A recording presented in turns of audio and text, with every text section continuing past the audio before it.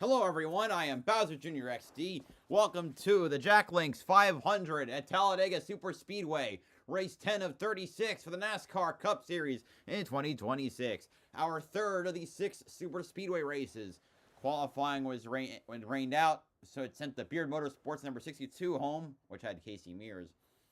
And thus, it'll be the first laps on track for the Cup Series when we get set tomorrow. That'll be interesting to see, especially with Daniel Dye making his Cup Series debut in the number 78.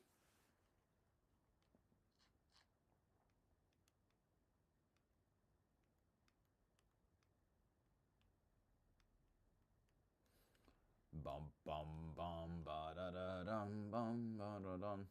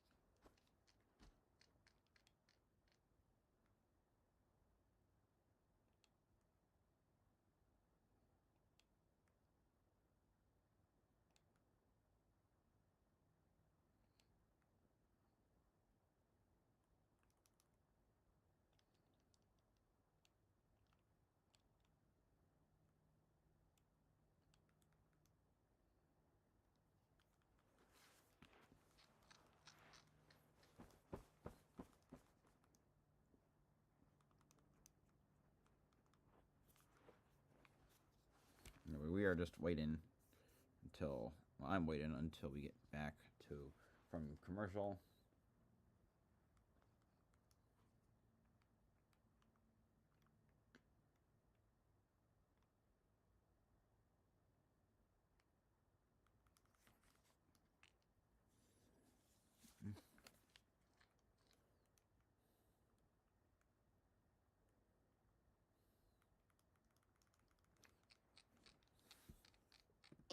Welcome to the great unknown. Big opportunity ahead of us, guys. Your only friend is momentum.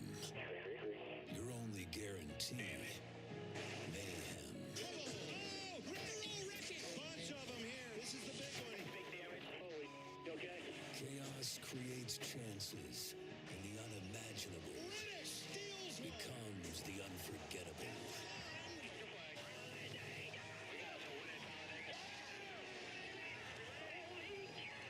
It's time for Talladega.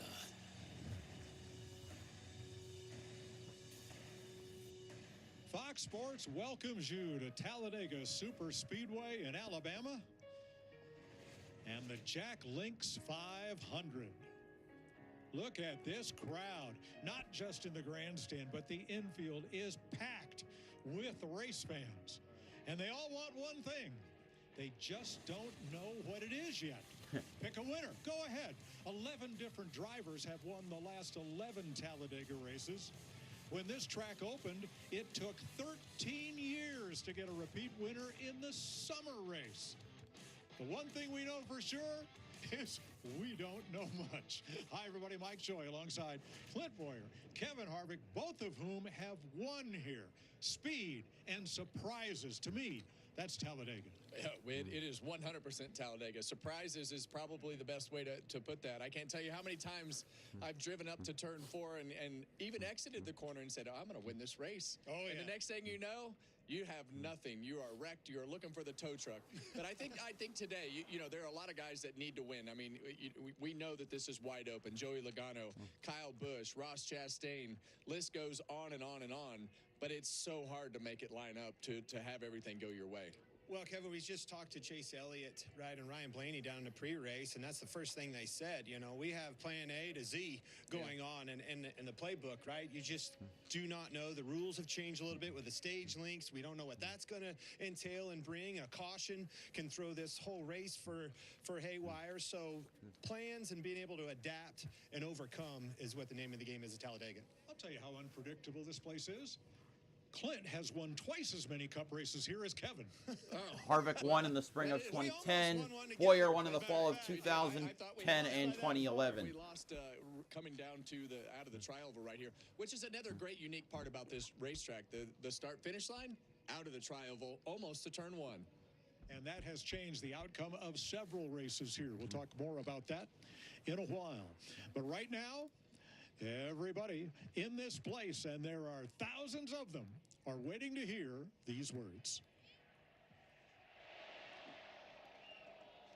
Here today to say the most famous words in motorsports, please welcome multi-platinum Grammy Award winner Zach Brown, alongside Executive Chairwoman and Chief Visionary Officer of her namesake company, Kendra Scott, joined by Jack Link's Sasquatch. Talladega, are you ready? Drivers, start your engines. And with that, 40 drivers ready to hit the track. It's time for today's starting lineup. Yes. Or no. Harvick, Push, McMurray, passed him in the trioval. But, though the finish was side by side. That was, yeah, because that was when that's when they discovered the tandem draft. Well,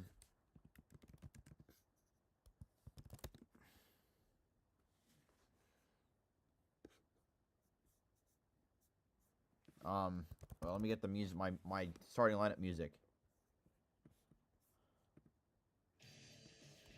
Starting 40th, driving the number 78, Champion Container Chevrolet for Live Fast Motorsports, 22 years old from DeLand, Florida, Daniel Dye.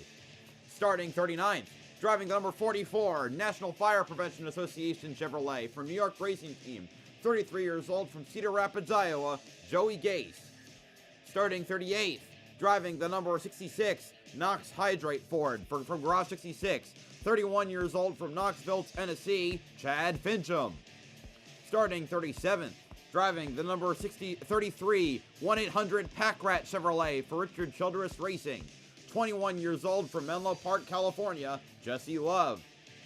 Starting 36th, driving the number 51, Super.com Chevrolet for Rick Ware Racing, 30 years old from Greensboro, North Carolina, Cody Ware.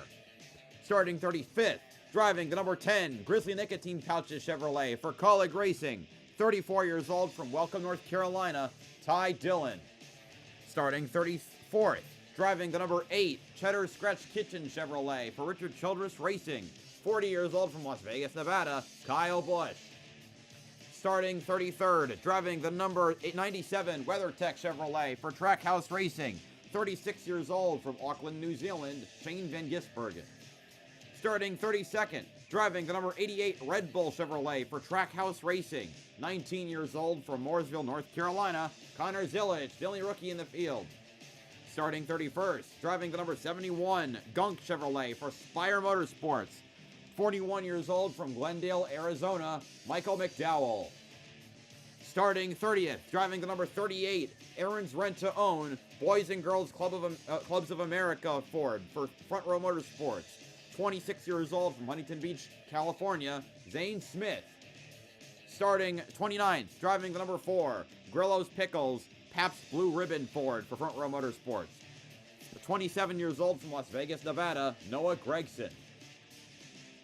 Starting 28th, driving the number 16, Grizzly Nicotine Pouches Chevrolet for Colleague Racing.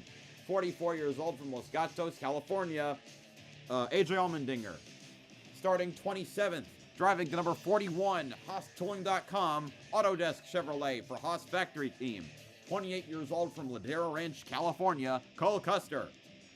Starting 26th, driving the number 21, Motorcraft, Quick Lane Ford for the Wood Brothers Racing.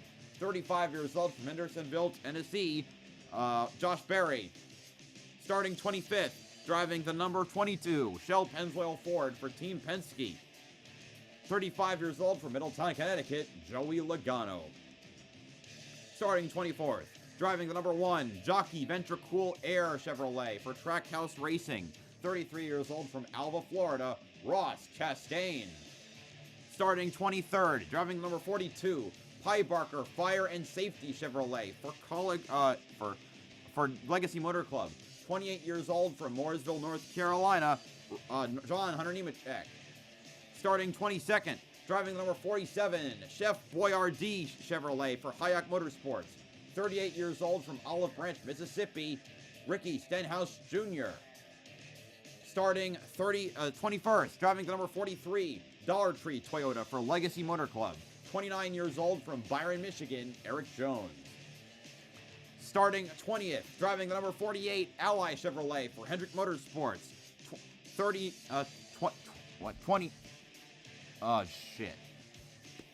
31 years old from Tucson, Arizona, Alex Bowman. 33 years old from Tucson, Arizona, Alex Bowman.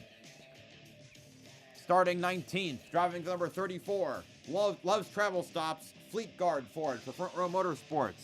25 years old from Sherrills Ford, North Carolina, Todd Gilliland. Starting 18th, driving the number 3, Bass Pro Shops, Winchester Longbeard XR Chevrolet for Richard Childress Racing.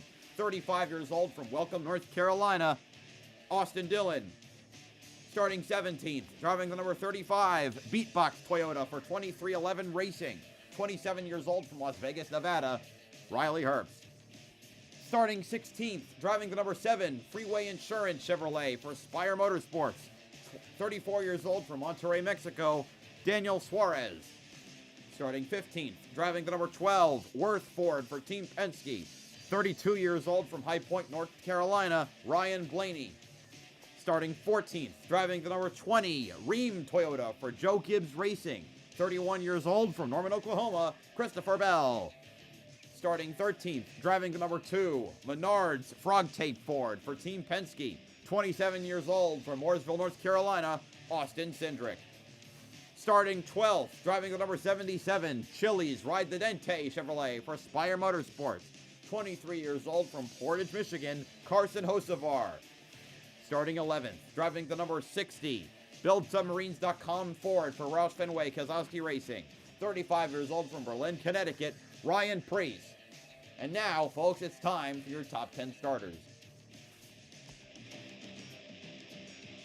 Starting 10th, driving the number 17, Kroger Jack Links Ford for Roush Fenway Kozlowski Racing. 33 years old from Prosper, Texas, Chris Busher. Starting 9th, driving the number 54, Saya Freight plus Logistics Toyota for Joe Gibbs Racing, or maybe it's and Logistics, whatever. 23 years old from Charlotte, North Carolina, Ty Gibbs. Starting 8th, driving the number 9, Amazon Prime Chevrolet for Hendrick Motorsports. 30 years old from Dawsonville, Georgia, Chase Elliott.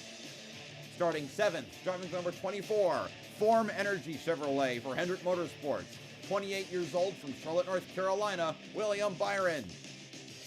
Starting 6th, driving the number 6, Castrol Ford for Roush Fenway Kozlowski Racing. 42 years old from Rochester Hills, Michigan, William Byron. Starting 5th, driving the number 9th. Wait, what the heck? I screwed that up. Hold on. I screwed up. Damn it. Starting 6th, driving the number 6, Castrol Ford for Roush Fenway Kozlowski Racing. 42 years old from Rochester Hills, Michigan, Brad Kozlowski. What the frick is wrong with me?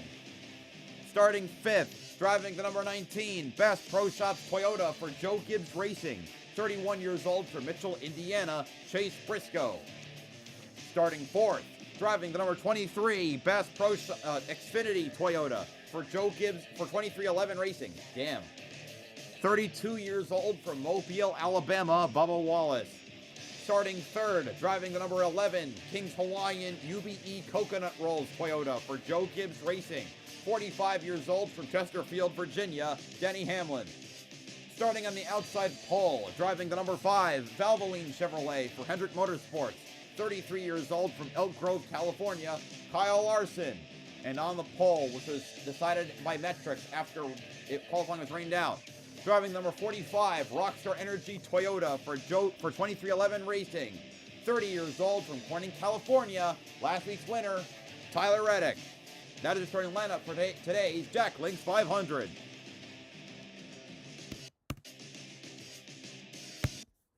All right. Now, prior to this race, the 3-stage lengths, the longest stage was the last stage, and now, Larry, NASCAR has flipped the script on us. Well, that's why our race analysis is going to have a little different look. 188 laps, 500 miles. But you look at stage 1, 98 laps. You have the option of 1 stop or 2 stops. Stage 2 and 3, 45 laps apiece. No pit stop needed. You'll pit between the stages and look at the fuel window. We have it highlighted for a reason. 42 to 50 laps. It could be even greater depending on what the driver does. Okay. Well, NASCAR did this because they just don't want everybody saving gas. These races are great when these guys are getting after it. And I love the changes. Can't wait to see how it all works out because I don't think we really understand what everybody's strategy is. NASCAR sends out a video every week to the drivers with the rules of the road for that race. And especially at Talladega, especially during green flag pit stops, you are not allowed to come up onto the racing surface and impede cars that are trying to come by at speed. So, Larry, a good example of this is what happened here yesterday. Well, it did. This was in green flag pit stops. The big concern is it's about 15 to 20 miles per hour difference in those leaders in those cars coming up on pit road. This has always been a rule, but it came to life in the Daytona 500. We saw it yesterday, and that's why NASCAR told the drivers, you're not going to do it, that you need to fall in line behind the line of cars that's at speed. This needed fixed.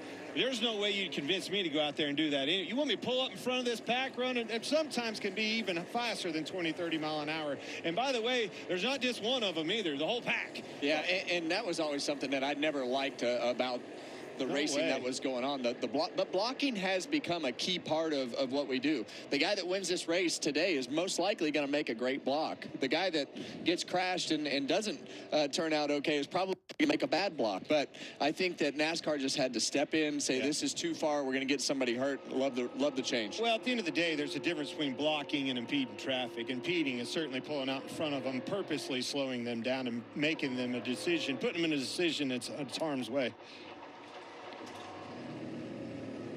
Beautiful day here. Temperature is going to get to 80. Light breeze out of the northeast. This is the most fun you can have at a racetrack. The infield is absolutely insane. It's so fun to watch everybody. You want to talk about innovation, Kevin. I saw people glamping out there. There's a glamping section now. The boulevard was out of control last night. Had some football players in town, took them out, showed them the banking. I think the banking of this track is what people don't realize, just how steep the banking is. You get those guys out there, it's my favorite thing to do, and show them just how steep these banks are. Yeah, 33 degrees. It's banked like the angle of the roof on your house. Let's take a look at Track Facts, sponsored by Ford Racing. Austin Cindric is the defending winner of this race. He's the last Ford winner here. Ford's won 11 out of the last 20. 33 races in all, and our final fact is glamping. Isn't that short for glamorous camping or something like that? Well, I don't know how glamping it was when it poured rain that night. It wasn't looking like they were having so much fun. I was going to say it's right up Clint's alley. I need AC, buddy, in a hot shower. I don't know. All right, these next 3 could be the desperate hours for a number of drivers. Well, look, this list is pretty impressive with the quality of drivers that we have. These guys won't think it's impressive, but champions. Kyle Busch, Brad Keselowski, Alex Bowman, so many of these guys that have had options or capability to win at other racetracks, but not lately. They hadn't been able to capitalize on that. And our defending champion, Kyle Larson, he's coming up on a year. So a lot of big streaks that could come to an end today.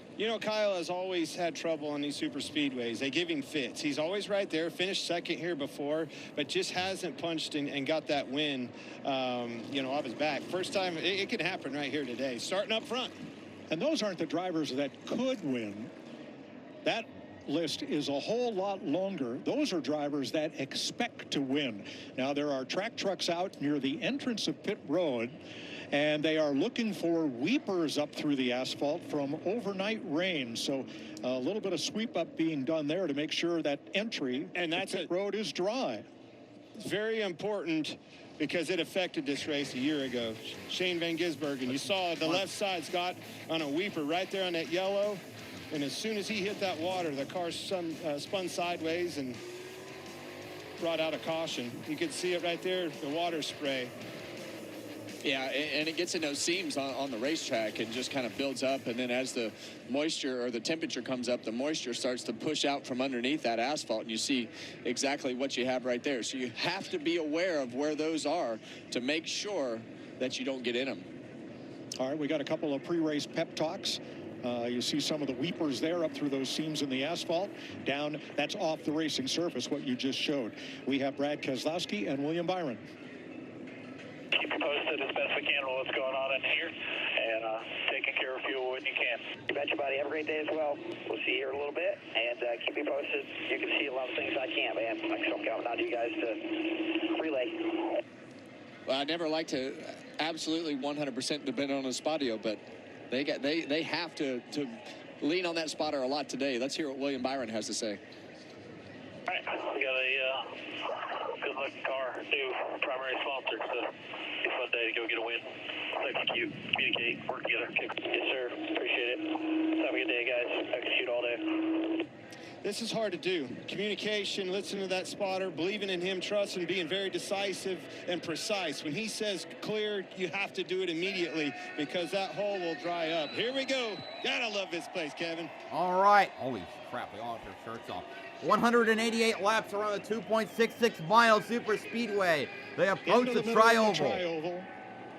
Start-finish line at Daytona International Speedway that this track was modeled after would be right Down in here. the entrance of But turn that's just one. the start of the restart. Here we go. zone We're at green at Talladega. Now they approach the start line and the green flag waves.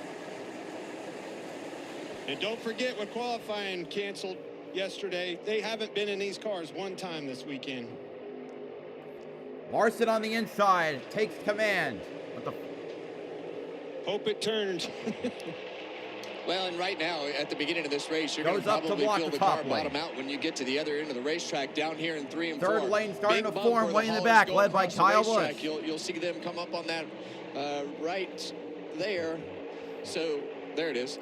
Push Big now patch from going Briscoe to across Denny the Hamlin, racetrack. puts But him these out cars are going to front. bottom out a little bit. The drivers, I always was on edge just a little bit because I wasn't real sure what my car was going to do, and you have to hold it wide open.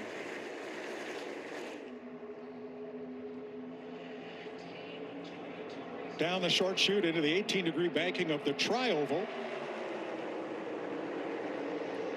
And the track flattens out as you get to the start-finish line. Well, Austin Dillon Yeah, leading you that see line. that third More lane cars right from the there middle already lane are the starting ones to- that are joining to the form up outside. top. A whole bunch of cars Daniel Dye all up the way in at the back top. of it. And I think as Ross we see Chastain what also these pulled out strategies are going in to front of be for Kyle everybody Busch. to try to put themselves in a position as to what they want to do, it's going to all start to unfold. So you see, Well, and who will Austin pull Dillon up in front of it, right? Austin Dillon's pulling him, but the opportunity is coming for somebody in front of him. Do I go up there and block it and take the ride?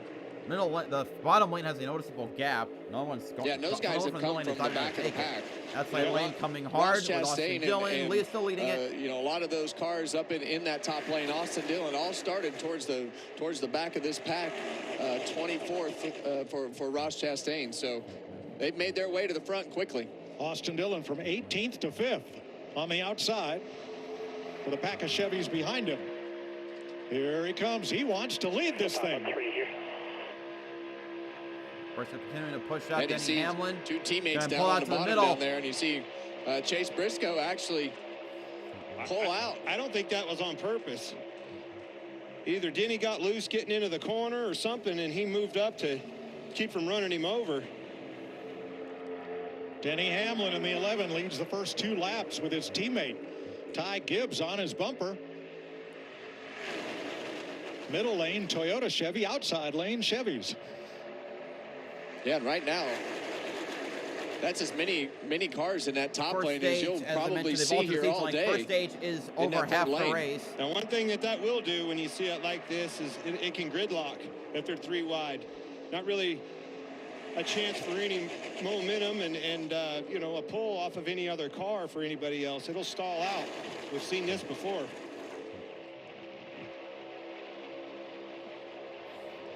Hamlin led that lap by inches, but here they come. 12 rows deep, 3 wide.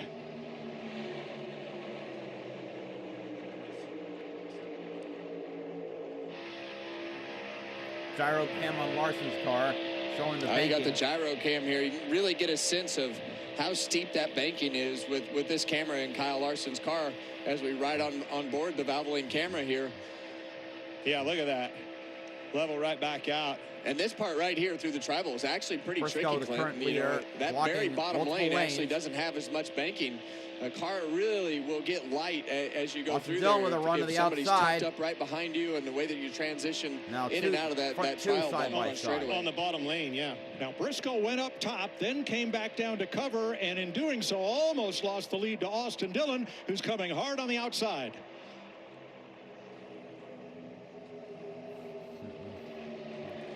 See William Byron right there in a 24 Larson in that giving middle Briscoe lane a right push there out behind his there. teammate Kyle Larson as you watch Briscoe kind of shoot out in that middle lane in front of the top and bottom lane. William Byron needs something to go right, Mike. He's had a couple of weeks that have really been off of their expectations. Still top of 3. 2 lanes to work with, so still top of 3.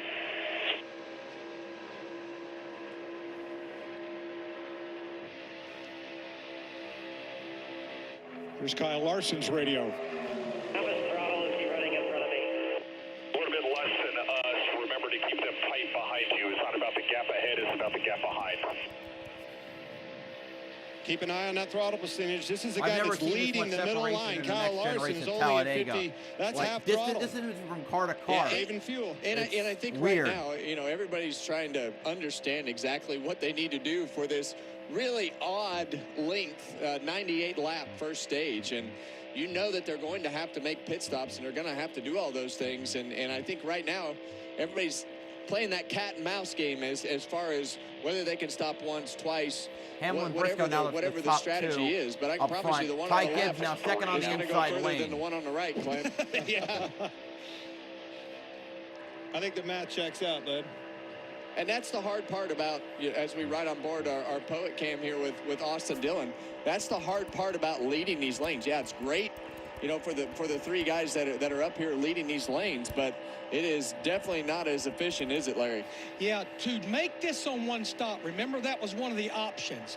You need to be about 55 to 60% throttle, and that's going to get you about 6.5 miles per gallon. The thing about it, every 15% of throttle you reduce, that's another half mile per gallon that buys you over the course of the run. All right, well, that's at the front of the pack. So obviously they're doing that. Let's go back and look at SVG back here running clear at the back. Can he save any more gas? No. Kevin? He cannot. And the reason, you want to be one car in front of him so that really what you want is you want to be a few cars. You want to be right in the middle of that pack so you can have somebody else pushing you, though. And you know, the Gotta thing, be careful not to lose that's that my graph, point. is You what got to you're be saying, yeah. careful. And it takes one mistake, and all of a sudden, you lose that whole pack. So it's this is not easy to do. And when you're playing that game in the back of the pack like that, you take a big risk. All right, I know the price of gas is up all across the country, but Sunoco provides the race gas for these cars for free. So, Larry, give us the why. Why aren't you running full throttle right now? We don't care about fuel mileage. We're just trying to shorten up the next trip to pit road, the pit stop, to be able to dump less fuel in it. We don't care how mileage or fuel saving. It's about 20, shortening up the next 30% trip to pit throttle? road. Are you out of And Are you in actually this crazy? instance, eliminating a pit stop. Right? I mean, it's going to take a lot to eliminate this pit stop. Yeah, you've got to pretty much split it down the middle, 49 laps to run in this first stage, That's and that is a insanity. long way to go. That's also embarrassing. 8 laps complete at Talladega. Denny Hamlin's led 5, Chase Briscoe 2, and Austin Dillon's led his first lap of the season. That's infuriating to see. SVG's running at 30% throttle at Talladega.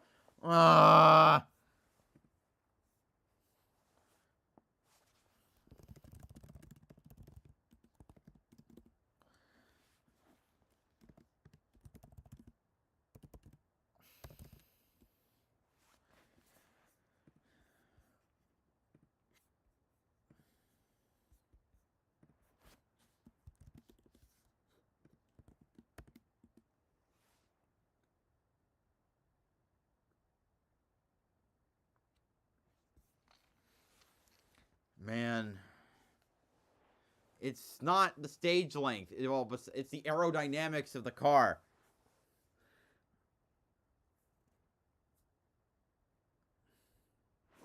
Wait, Chad Fincham is up to third? What?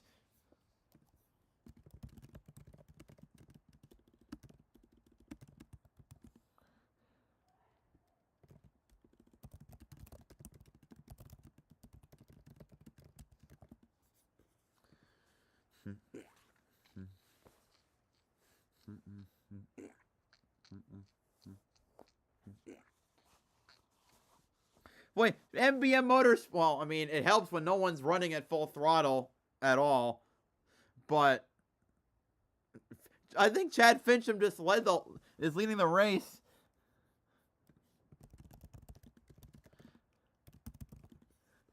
God damn.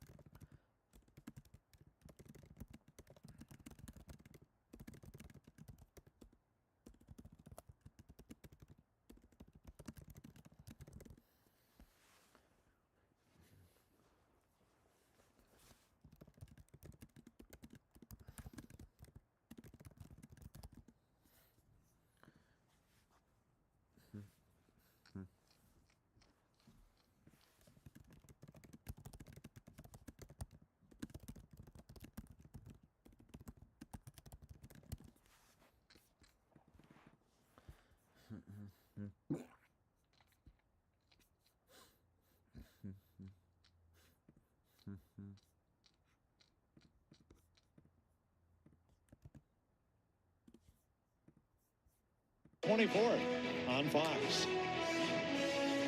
Here at Talladega, 11 laps complete.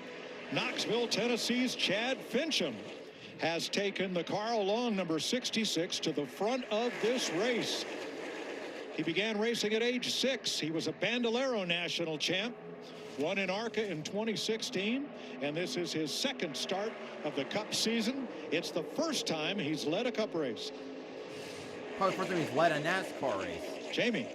Listening to the front runners up there at 185 miles per hour. It's like a chess match right now. And on the radio, the spotter for Denny Hamlin, Chris Lambert, he told him you're going to need to pick it up just a little bit. The outside line is forming. They're gaining more power. They're coming to your outside. Cody Ware's, they also told him what how a many late, cars super late are block by behind Chase him. Briscoe. So the drivers want to know what's forming and how hard they need to push. Certainly not 100% throttle up front yet. Oh, Briscoe's got his work cut out for him. Did you see him slow that line down? And here comes Cody Ware on the outside. It was Ware who spun and put last week's race into overtime, but team manager Tommy Baldwin said during the week that was on him. They left him out on track on 60-lap tires that might be good for 40 laps, just trying to get to the finish. So that was on the team manager. Cody Ware, I think, is one of the best improved drivers over these last couple of seasons. What? Racing on limited He's resources. Still racing it. And he's got a chance to He's still been in show last. you what he can do as he works his way to the front in the 51. Yeah, and you see right there, that right rear tire just basically ran out of tread and blew out. And when that car has the look of going up the racetrack like it looked like it was going to do, you have to throw the caution when the whole field is coming around the racetrack. That's right. Yep. So here's Ware on the outside with Austin Dillon. Chase Briscoe in the middle. Chad Fincham leading the group on the bottom. 2 of the 3 have come from the back of the field to the front, as you see. One thing I was wondering with Chase Briscoe right there, Clint, why in the scenario that we're in, why do you keep changing lanes? You know, you want to, I know he's trying to block and do all those things, but you know, with everybody trying to position themselves from a strategy standpoint at this point, we're hitting it seems less like than you just want 170. to pick a lane and stick with it. We're hitting you're doing that, between it's 175 causing you to well, there's put the throttle James down Smith working through the and field. use more fuel. I agree. Ride in line, pick your percentage, and that way it helps the crew chief know definitively where we're at fuel mileage wise. You saw Christopher Bell in the 20, Zane Smith in the 38, all trying to race toward the front. Here comes A.J. Allmendinger on the bottom in the 16.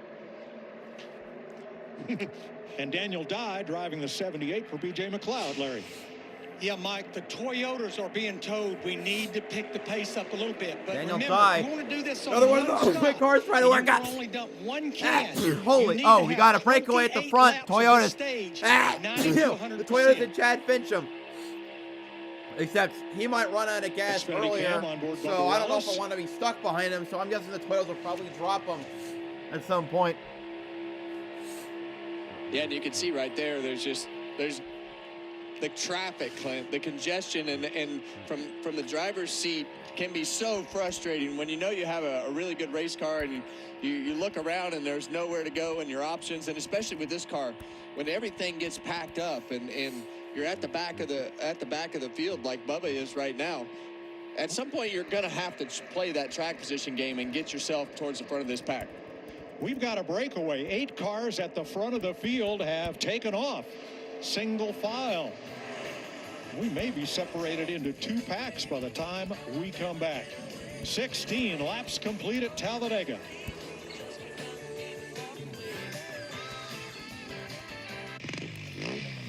That's right, Mom and Dad. My new boyfriend rides a motorcycle.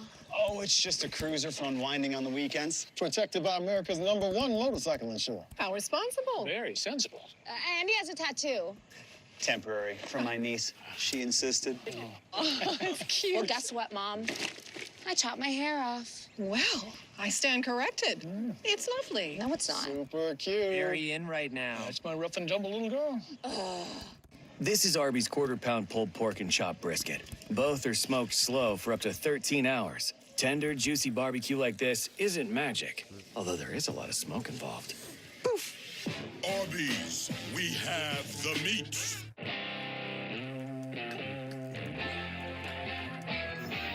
The Barn Bar, the county's best hangout, just got better. Here's the living smooth with the always smooth, easy drinking Keystone Light. So gross. Jesse, you remember Danny? Hey. Hey. Nice fit, bro. Thanks. Here we go. How are you doing that?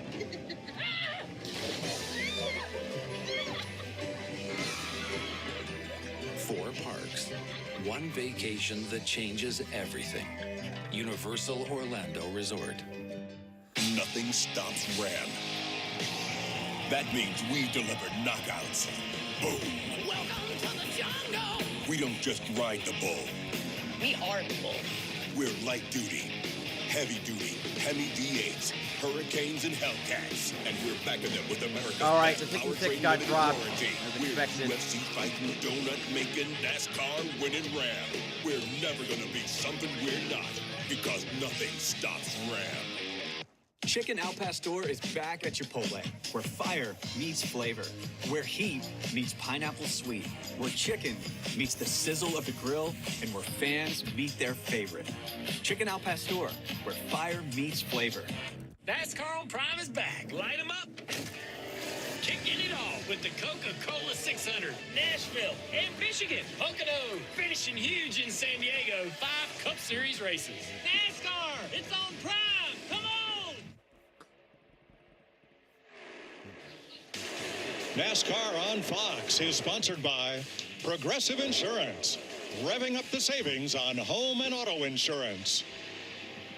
20 laps to go next time by. 7 drivers have raced away from the field. It includes 3 of the Joe Gibbs Toyotas, plus John Hunter Nemechek, both of the Richard Childress Racing Chevrolets, plus Cody Ware. Yeah, that's, you know, and you can go and talk about all the strategy and all the things that happen in the cat and mouse game and the repositioning of everything, but that's the part that I was excited about for today. We were like, oh man, now we're going to see what we saw before, and then all of a sudden these 7 or 8 cars out front that decided to pick up the pace. Well, they're up. Everyone's up to 190 miles an hour to pick up the pace, and all that fuel saving is out the window.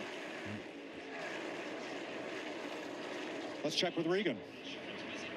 Well, Mike, to you guys' point, I don't remember a race that I've had more conversations with the crew chiefs about having to be fluid today, having to change plans, adjust midstream as they go. One of those, Ryan Preece's crew chief, Derek Finley, he told me today we may have to be more reactive than we've ever been before.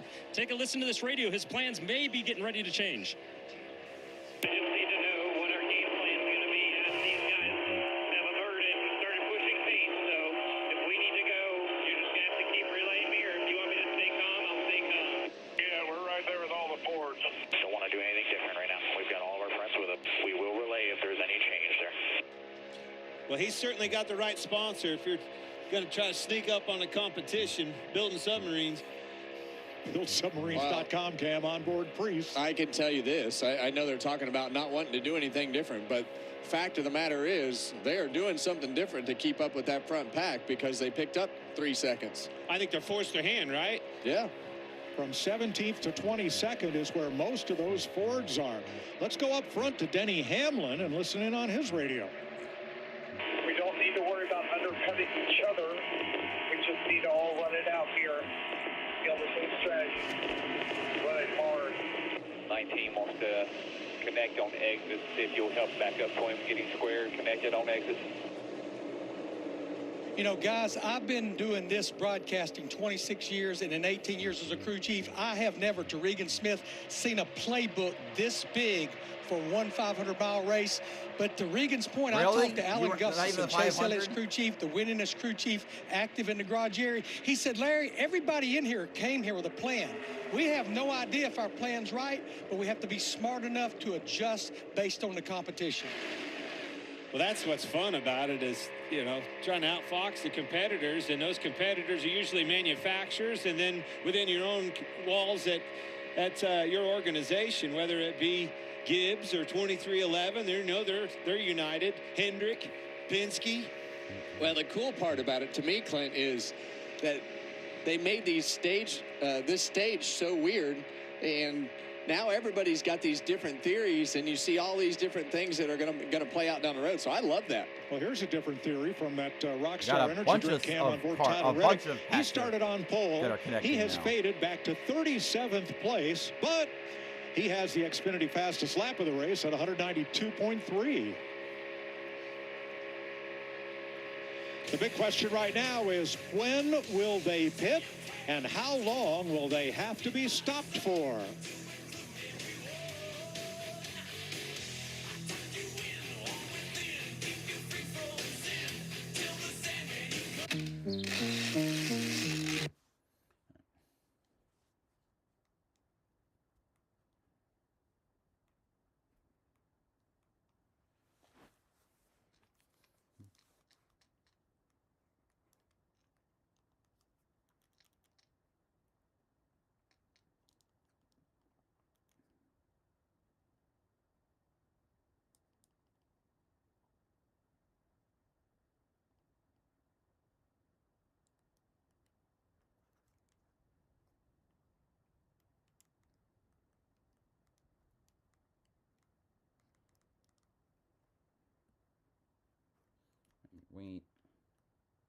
Man, I really wish we could have stuff like the O'Reilly Auto Parts Series race, the way Cup used to be.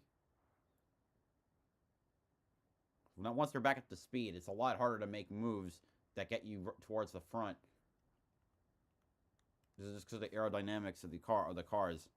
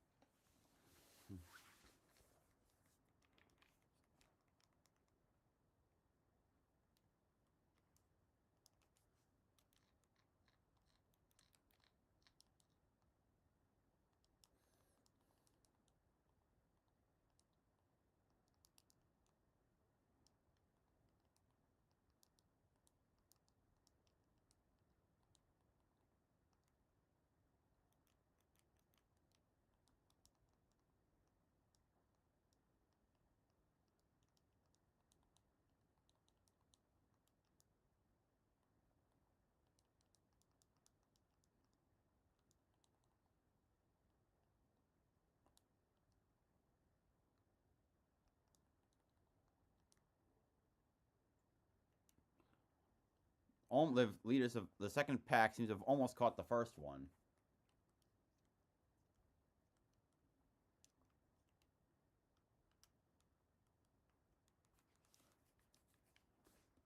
But great. Now we're single file. Oh my God. This is the worst of both worlds.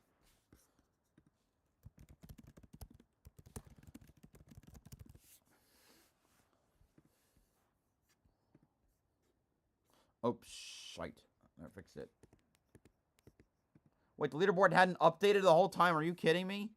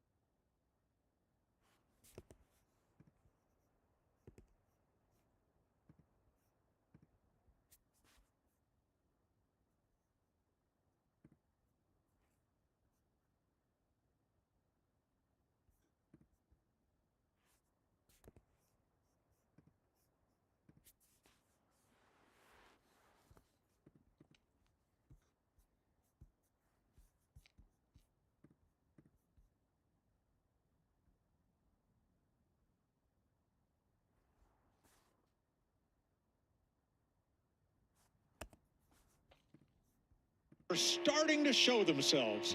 Basically calling that garage area my home on Friday. I got a feeling that some manufacturers were even in this first stage looking at maybe doing different agendas. Regan?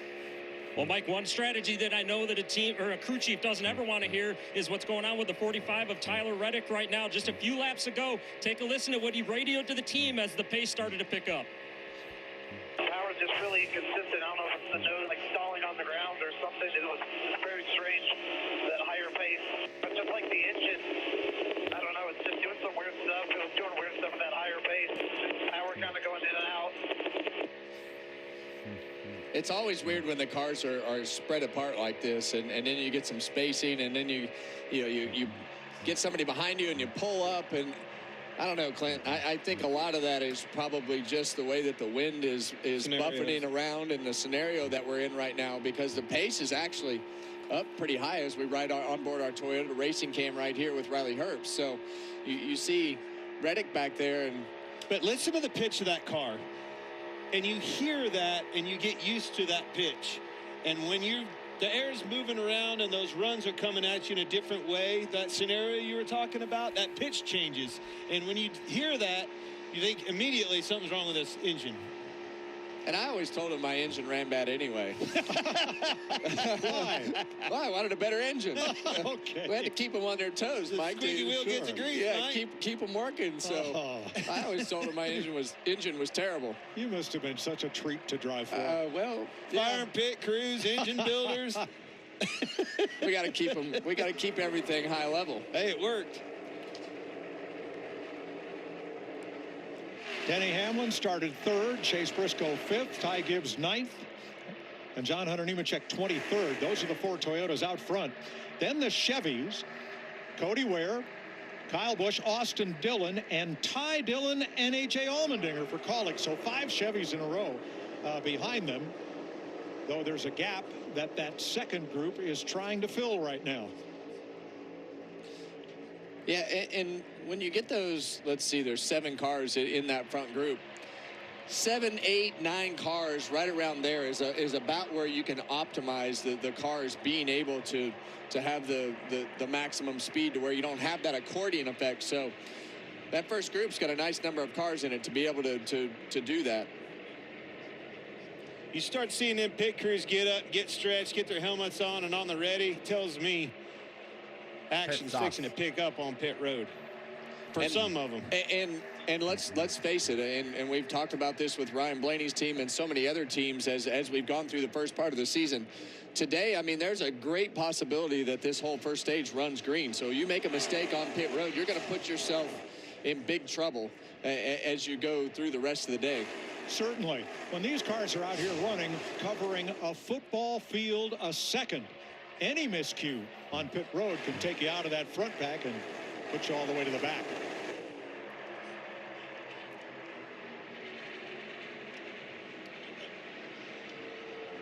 Ryan Blaney in 12th place. Here are his Chipotle real results at Talladega. It's been his best track for wins. He has a total of 5 career drafting track wins. And this is his 300th start for Roger Penske. So, Larry, as I'm watching those pit crews, some of them, not all of them, starting to get ready, right, gets himself prepared here. 32 laps, 33 laps into this race. There's a couple of different scenarios, obvious. Yeah, there he is, because you got a 14-gallon dump can, and it takes about 6 to 7 seconds to empty that can. Now, 98 laps is basically 2 full loads of fuel. You would think most people will go ahead and do 4 tires if you're one stopping it. I even had some crew chiefs tell me I may not do that. I may want to shorten up my stop by pulling my car closer to the wall and not worry about left side tires. Once again, the playbook is huge, and do just 2 tires. Wasn't it Mike Tyson who said everybody's got a great plan until you get punched in the face? Yeah. If you're see a hand on that 6-car Keselowski. Yeah, and I think those guys are just trying to get themselves together, and they're making space for the cars to get down, and you see all those Fords lined up right there. So this is going to become a different game as we start to get ready to get to pit road, as to who wants to pit with who and all the things that you want to do from that side of things to strategize and get to pit road with the right cars. Well, and to get to the bottom of the racetrack, you've got to start navigating down so you can even make that stop. We've seen a lot of problems, especially with no practice, no entrance to pit road, all the things that you work on a normal weekend. These guys haven't even been in these cars. And we talked about that water earlier. As you get to pit road, you got to make sure that you don't get in those seams and do what SVG did in the fall race here, and Zane Smith off of pit road spin out. So you got to be on your toes. Get to pit road when you haven't done it, you haven't had any practice, you haven't done anything, and you just get out here and race and have to get right to pit road. These guys make it look easy, but it is not. Fastest lap now, Michael McDowell running at the back with Tyler Reddick. And they bumped the fastest lap up to 196.3 as the pack now reforms and comes back together as just one long snake uncoiled around this 2.66 mile super speedway. There's the Monster Energy cam there on board Ty Gibbs, looking ahead at Chase Briscoe in second. Yeah, I look at that fastest lap, Mike, and I look down at the board, and Michael McDowell's next to last. So you can tell where the biggest hole in the air is, and that's at the back of the field. And that's, you got to remember, too, fastest lap means something. Gunk, cleaner degreaser, putting the onboard camera on board Michael McDowell this week. He's got a great view of the whole field. McDowell was very upset that qualifying was rained out yesterday because he expected to be in one of the front 2 rows. And he's got a fast car. Yeah, and he knows that. He knows this is an opportunity for that 71 team at Spire Motorsports to be able to win. So you got to take advantage of your opportunities, and Michael McDowell knows this is one of them. We're coming to lap 37. I think business is about to start picking up on pit road in the next few laps. Yeah, I've been watching, some RCR cars, Hendrick cars getting lined up and established. Okay, outside in a situation where they could make that pit. Well, right now they're. They say that this car's on the outside. I was going to say right now they're in the top lane as we're on board with Kyle Larson right here. So it's you got to get in the right spot. But sometimes you get stuck in this outside lane and your plan goes out the window because you can't get to the bottom with all the group of cars that you want to pit with. Larry, any concern in the Denny Hamlin camp? Is there a danger to leading all these laps? Well, the danger is he's been pretty much wide open ever since he about took the lead. So he's using more fuel. That's going to mean they're going to have to dump more fuel when they make that pit stop.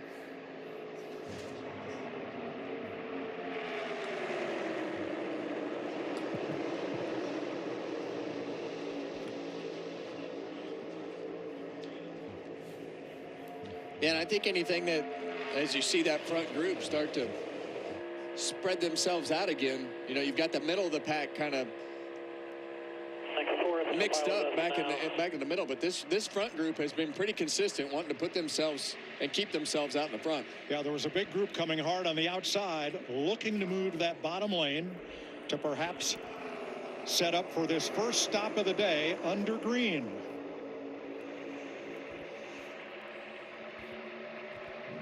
Denny is still playing with the throttle. He's 100% a lot, but he's still rolling out periodically. Yeah, and I think some of that is just trying to control the spacing from the car behind him. You don't want to get yourself too far out there in front of that second place car, because then you start that accordion process. So you kind of breathe the throttle a little bit to try to keep the space from the back bumper to the car behind you so that it's not too far of a distance. Joey Gase in the high groove going a lap down. As we're into the fuel window at 40 laps. At least the field's caught up, but goddamn.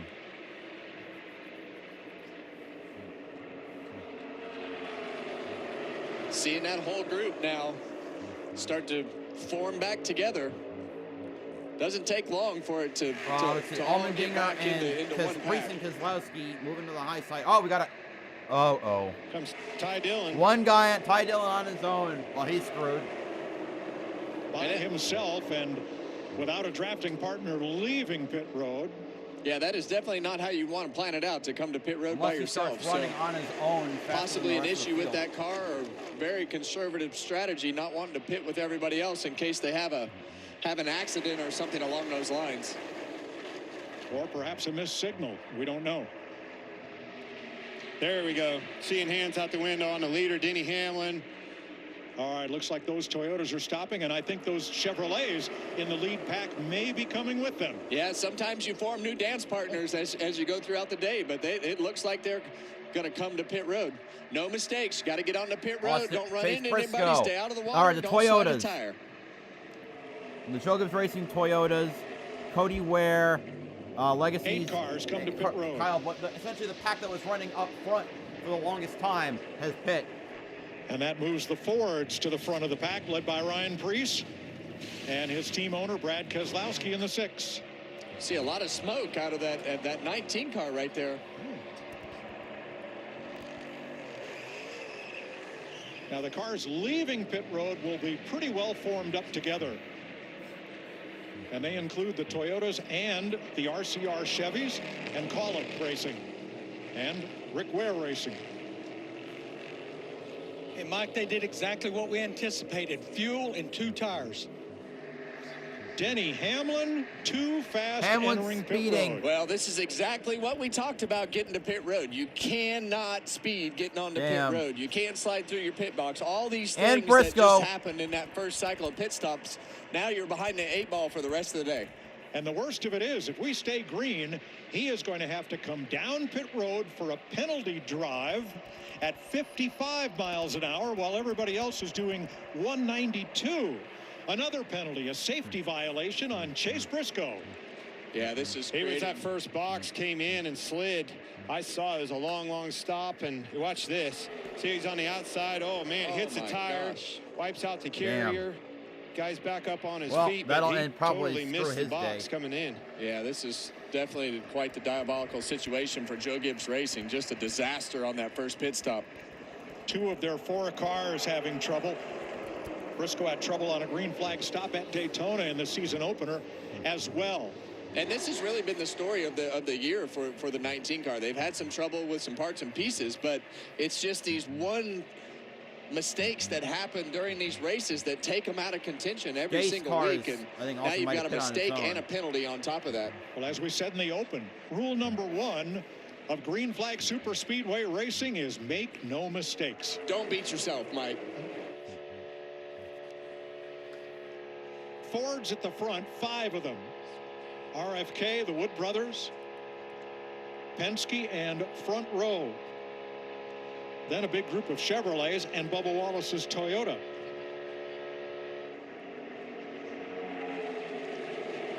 And right now you see the pace on the timing and scoring as fast as we've seen all day. You see some low 49-second laps. So that's what these guys want to do. They want to take advantage of making the pace as fast as they can to try to when they pit, try to get as far ahead as possible of the cars that have already been on pit road. Well, obviously, them having that trouble, look what it did to that line. And obviously, if you look up here in your pit map, the 54 is leading that brigade so far. But without a Denny, without Briscoe. Yeah, you went from 8 or 9 cars to 6, right there in 6 or 7 in that first pack. And now you've got all these cars getting ready to come to pit road here. Chevrolet pack of mostly Chevrolets coming in for a fill-up with Sunoco race fuel with Poet zero carbon bioethanol, and some, not all probably, will get fresh Goodyears as well.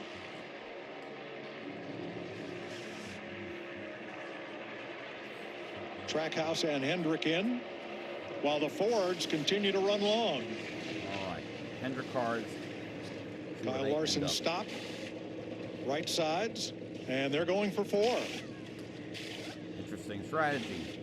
I don't think that and 4 tires let's go. are big. In this scenario, Larry, I mean, at some point you got to take your medicine, right? You either got to get it full now or you got to suffer later, correct? Well, if you make a pit stop and you wait on getting it full with 4 tires, it's going to take about 15 seconds. You still should be 7 seconds in front of the pack.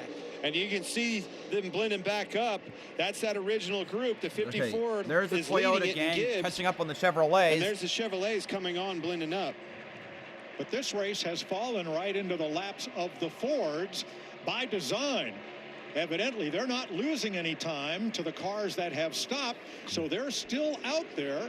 Yeah, and right now they're getting a tow off of the cars that just came out of the pits. So now they're coming to pit road, but they've taken every advantage like that they the rest had, of the field's going to pit and now. It worked out perfect. One for stop for 8 everyone. of the first 9 are Fords. Bubba Wallace, that purple number 23 in the middle of them, is a Toyota. And this is a cooperation Not all- we've no, seen in the yes, past it is on all the the Fords. Fords They've done pick. a good job. They missed it, right? They missed it in Daytona this year and learned from their mistakes. Whoa, 4 or 5 wide getting onto pit road.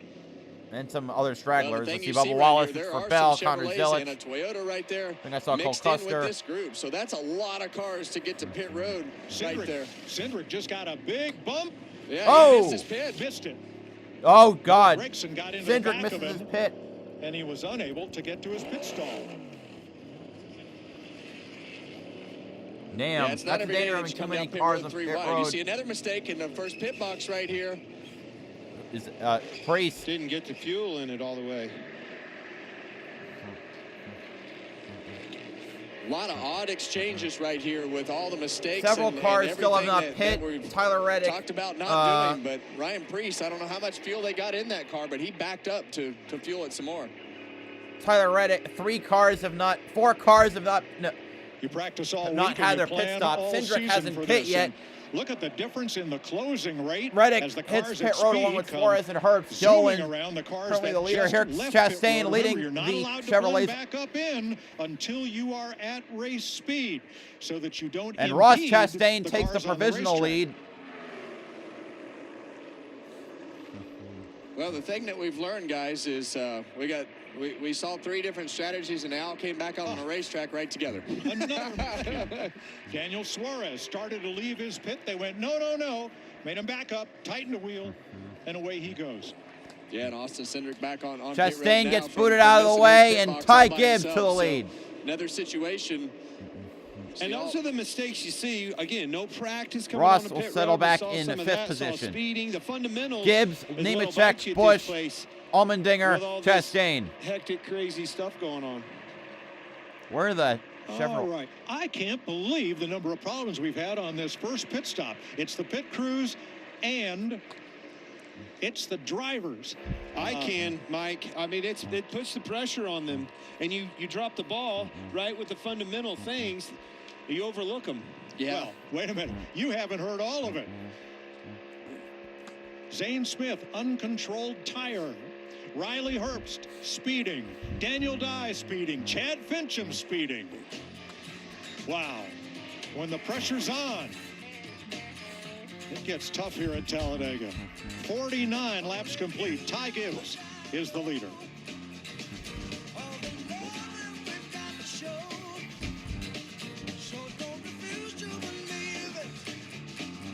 Sarah Benzino, Brandon Coley, Jablonski Auto Body, LLC.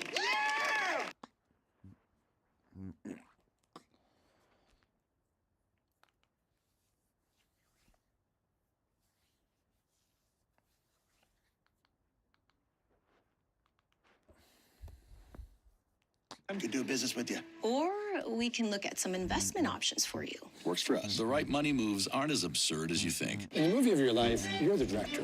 You write the script, thank you, and call the shots. You keep the story moving along. Hey, boom's in. Until one day, your doctor says you have chronic lymphocytic leukemia. That wasn't part of the story.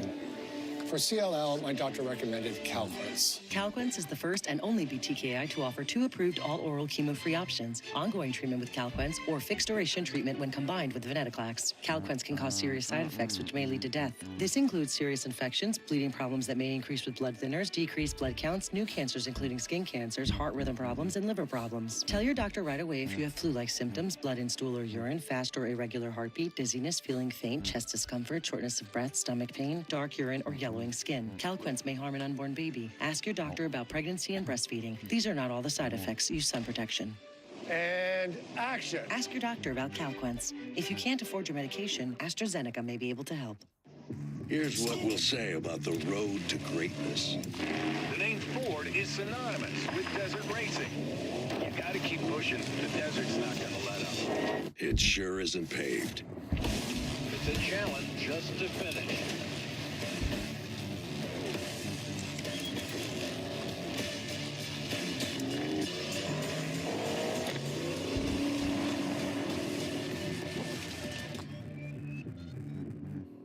The Earnhardt family has always trusted Bass Pro Shops for all their outdoor needs, and I continue to be a proud customer. I grew up shopping here, and now I love bringing my family here to gear up for all our adventures together. And now, Bass Pro Shops club members enjoy special savings and earn points toward.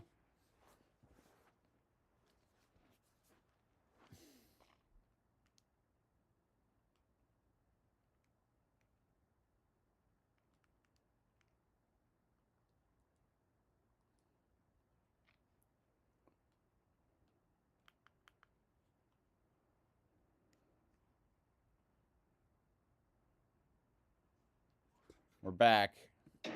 At Talladega, Ty Gibbs out front. You're watching our aerial coverage brought to you by Goodyear. This is not that fun to watch, especially compared to yesterday. After pit stops, 2 Toyotas leading 4 Chevrolets and 1 Ford. In the top 7, after the wildest round of pit stops we have seen in a long, long time, Jamie. Well, C.J. Bailey is the tire carrier for Chase Briscoe. Briscoe plowed into him, and you jumped up and completed the job. First off, I'm glad you're okay, C.J. What is that adrenaline rush like when you see that car coming into your box and you have to jump out in front of them? Well, there's a lot of adrenaline. I think that's why I was able to pop back up. I was just trying to get across the box. Usually when I'm about halfway across, I can see the car, but I couldn't see him. So, I just tried to back up some, and by the time I was backing up, he was too far out and going too fast, so I ended up running to the car. The car ran into me, but I just tried to get back up and finish the stop as fast as possible, just because, we got to get back out there, so trying to do whatever it takes. That's right. Well done. These are professionals. They train for those scenarios. Josh? To add to the chaos we saw on pit road just there, the 2-car of Austin now, Cindric, when he came down pit road, it's still a breakaway at the front. My God. Box, and then when he tried to get down, it was too late. The 17 was in the way, so he had to come back down the next time around by himself to pit for tires and fuel. And came over the radio, said now he's going to have to burn more fuel just to catch the pack. So a tough break for the 2 who won this race last year, Regan. Well, Josh, miscommunication on the number 60 car of Ryan Preece as well. The plan was 2 tires and to wait on fuel. They have been having some radio issues today, though, with static and things popping up in the driver's ear. Something happened when he was sitting in the pit stall. He thought it was time to go. Crew chief, though, just radioed to him and said, we think we're okay, but we are going to be in max save right now. Max save as he tried to calm down Ryan Preece. And the 5-car, Kyle Larson, also trouble with the handoff on the fuel can. There's some concern about if that car has enough to make it to the end. He's in max save as well. Yeah, we saw his stop going to break, Regan. Here it is again. Watch the fueler with the second can. I don't think he's going to get it connected here. No, it's the first can's hung up. See, it's hung up in between the can. And here's their radio. You had a really bad fuel exchange. We had a really bad fuel exchange. We didn't get enough fuel in it. Right now we are minus 11 from our target. 11 laps? You can when you can. Okay, I mean, I'm doing as much as I can. So, 1 round of green flag pit stops, 6 penalties on pit road, at least 2 drivers who probably didn't get enough fuel. What is going on at Talladega?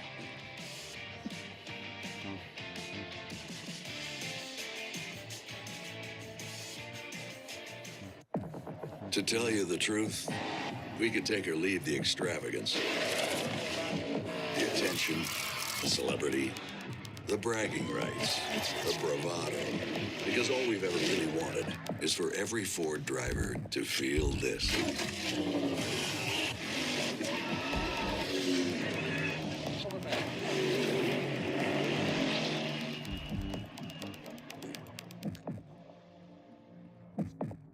The Bush Guide, cold and smooth survival skills. My watch is broken. You could tell time by measuring the sun's distance from the horizon. Looks like happy hour. Bush. Head for the mountains. This is Arby's quarter-pound pulled pork and chopped brisket. Both are smoked slow for up to 13 hours. Tender, juicy barbecue like this isn't magic, although there is a lot of smoke involved. Arby's, we have the meat. It's Pod's biggest sale of the year. Save up to 30% on moving and storage until May 18th. And see why Pods is America's #1 container moving company. Whether you're relocating or renovating, save up to 30% at pods.com. You know, paying less for less ain't a good deal. It's just less. But when you pay less and you get more, that's a good deal. And that's Straight Talk Wireless. Straight Talk's always been the same price since they started, back in 2009. And they always offer free 5G phones for new and existing customers on America's most reliable 5G network. Straightforward, always. Find it in the same place you've always found straightforward prices. Switch to Straight Talk Wireless. And now plans starting at just $25 a month. Official partner of NASCAR. Look at Are they Amy, starting to catch up working hard finally? now so that future Amy can buy her very own boat. Wait, sorry, the boat's great, but am I wearing culottes? Oh, you love your culottes. It's lemonade o'clock. What did I just say? Cheers o'clock. Ew. Here's to protecting your boat and RV 24/7 as part of your home and auto bundle. So I, like, hang out with my insurance guy? Oh, yeah. You two have a podcast and everything. Awesome.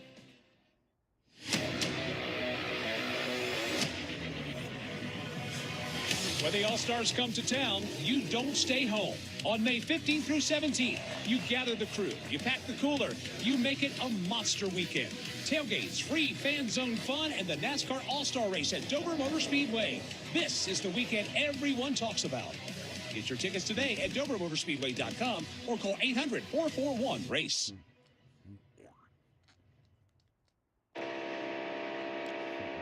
"59 laps complete in the Jack Links 500 at Talladega.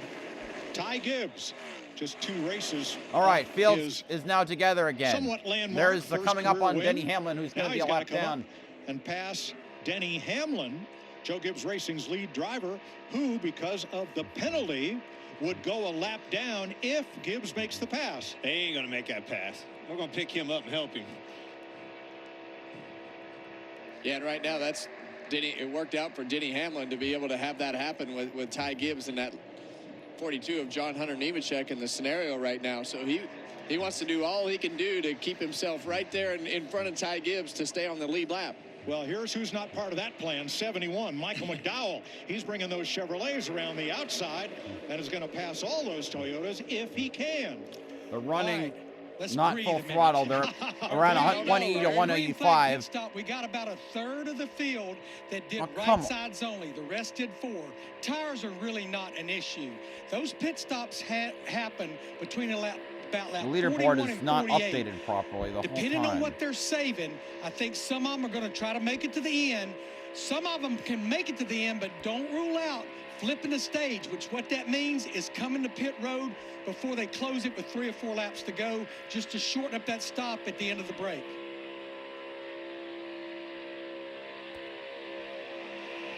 Gibbs and McDowell behind Denny Hamlin trying to stay on the lead lap. Now, this week, Clinton Ross Chastain pulled into Wendy's for a special pit stop.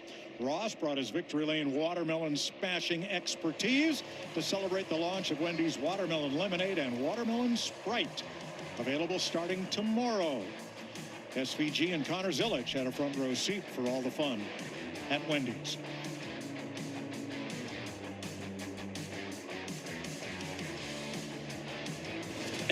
The fun spot. Man, that Baconator's good. You like a cheeseburger, don't you? Hey, Baconator. That's where it's at. Lord. Denny Hamlin led 28 laps earlier. Now he's trying to hang on to the tail end of the lead lap.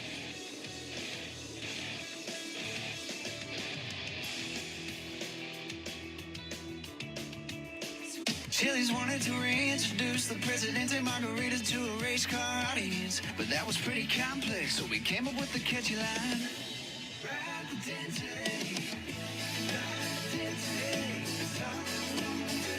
Gibbs and Briscoe takes the lead. The Trackhouse working together in the low lane. They're in front. They're behind the Toyotas. Presidente Margaritas? Yep, sure is.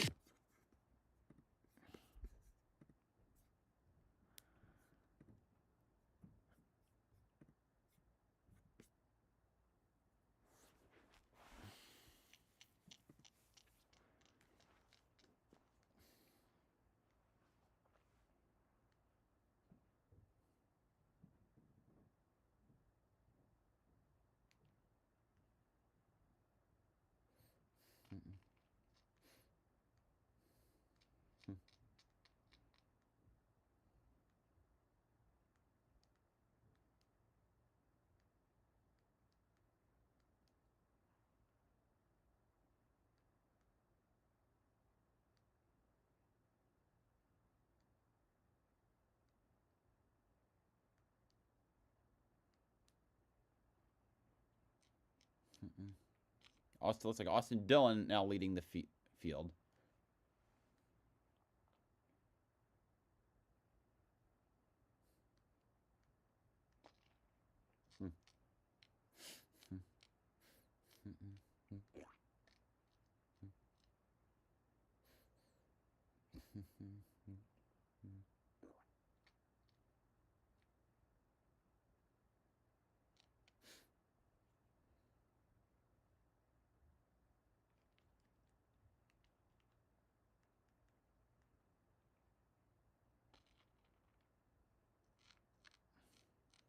As they're coming on the left car, Austin Dillon sliding in.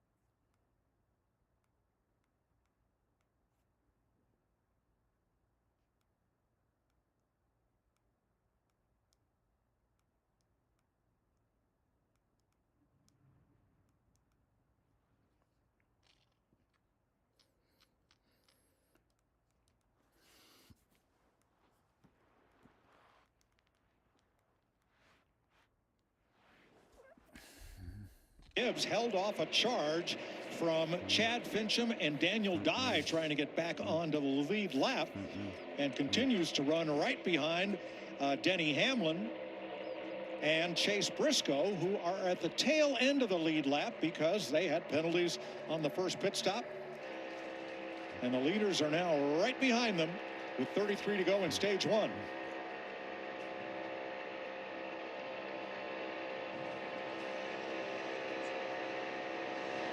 Yeah, and that's a great point right here, Clint, is the fact that the 54 picked up the 11 and the 19, but also being able to run fast in third car back there is actually benefiting our leader, Ty Gibbs. Yeah, it's a win-win scenario.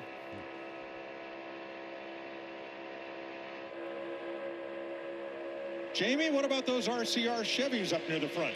Yeah, looking good right now. Austin Dillon running second. Right after we went back racing here, the first restart that we've seen in this race, Austin Dillon, his crew chief, told him he was back in 26th. He said, you've got to get us track position right now or we are going to throw everything out the window that we have built toward. He passed all those cars, guys, in about 6 laps, up to second. Now they said, just settle in here. You got a teammate, you got help with Kyle Busch, just a couple of cars behind him. Remember, this RCR team has not finished in the top 10 yet this season. This is the perfect place to get it done. And Kyle Busch has had such great success here. He's one of only 2 drivers that has finished on the lead lap at every Talladega race we've run in this 7th generation NASCAR Cup car. William Byron is the other. Be a huge momentum change, and man, he needs a win big time. Yeah, I was just going to say, I mean, that lead lap streak is great and shows just the capability of of guys like William Byron and Kyle Busch to be able to keep their car. That's where we're coming to pit road. Oh, we're doing 2 pit stops. I thought we weren't going to do that strategy. Okay, then. That's interesting. The Chevys come by with the lead. Dillon, Ware, and Busch. As leader Ty Gibbs peels off for at least right sides and fuel. Yeah, it looks like that left side tire at the door right there. Going to put 4 tires on. Still waiting on fuel. You see him not let the car down until they get that car. Some cars trying to blend down to the bottom. They left that thing up on the jack to indicate to the driver to when to take off.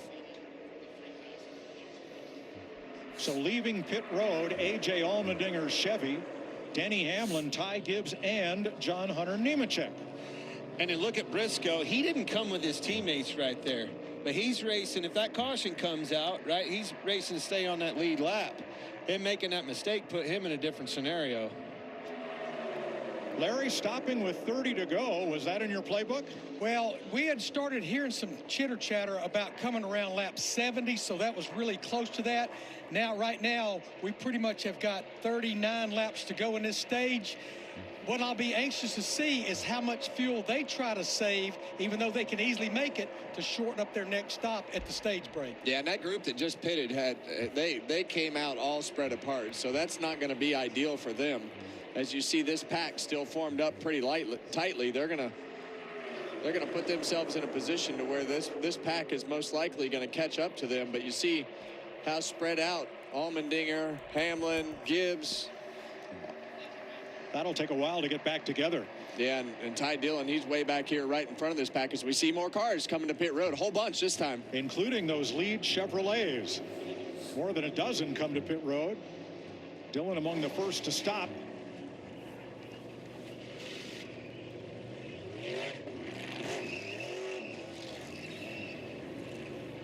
Looked like a couple of fuel-only stops there.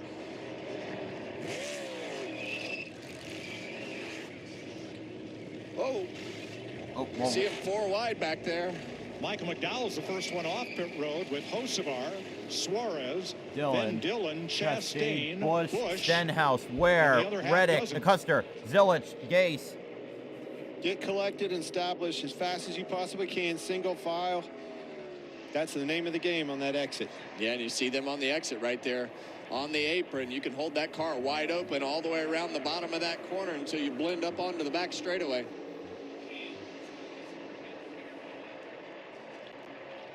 Christopher Bell leads the pack into turn number 1 of the cars that have not made a second pit stop. Yeah, and you see how far back right there those 4 cars are to that lead group. Not being formed up, they lost so much time to the guys that just pitted. Ty Dillon right here, he's going to go a lap down because of his bad pit stop. These guys are going to go right on past him. And I think I'd be right. That would put Denny Hamlin down 2 laps if they go by him.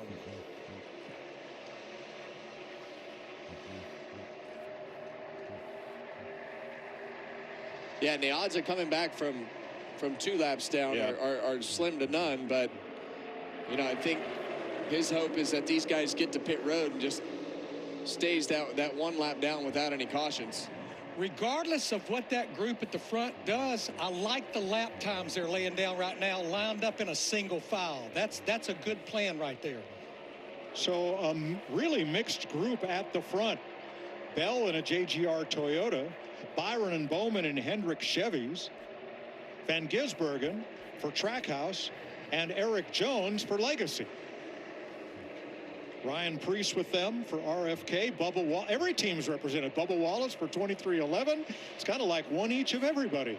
A Whitman sampler of cars there in the lead pack. And sometimes it just works out that way. And honestly, it really becomes a scenario where sometimes you're better off having it that way because you're not locked down to everybody else's agreement on a strategy. And you did that quite a bit. I did. With Rodney. You didn't like lone wolf. We'll just handle this on I can't get down, guys. I can't get down. 25 to go in stage one. If the leaders pit, you'll see it as we take you Fox side by side at Talladega. Bell and Byron going to the outside. Are you Marsha? SVG. I am. I mean, now I Briscoe's to block that lane. Thanks for meeting me here. Usually not an interweb dating guy. Barely ever use this phone computer. Unless it's to bundle my insurance with Liberty Bibbity. Oh.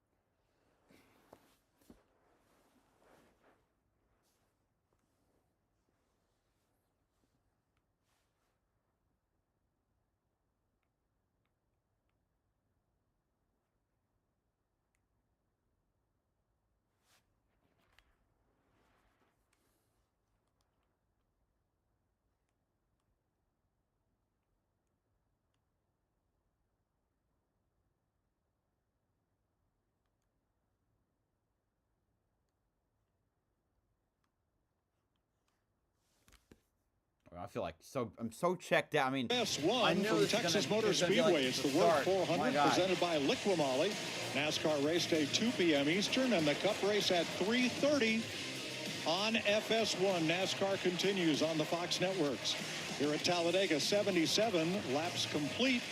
The front four, Christopher Bell's Toyota, and the Chevys of Byron, Van Gisbergen, and Bowman.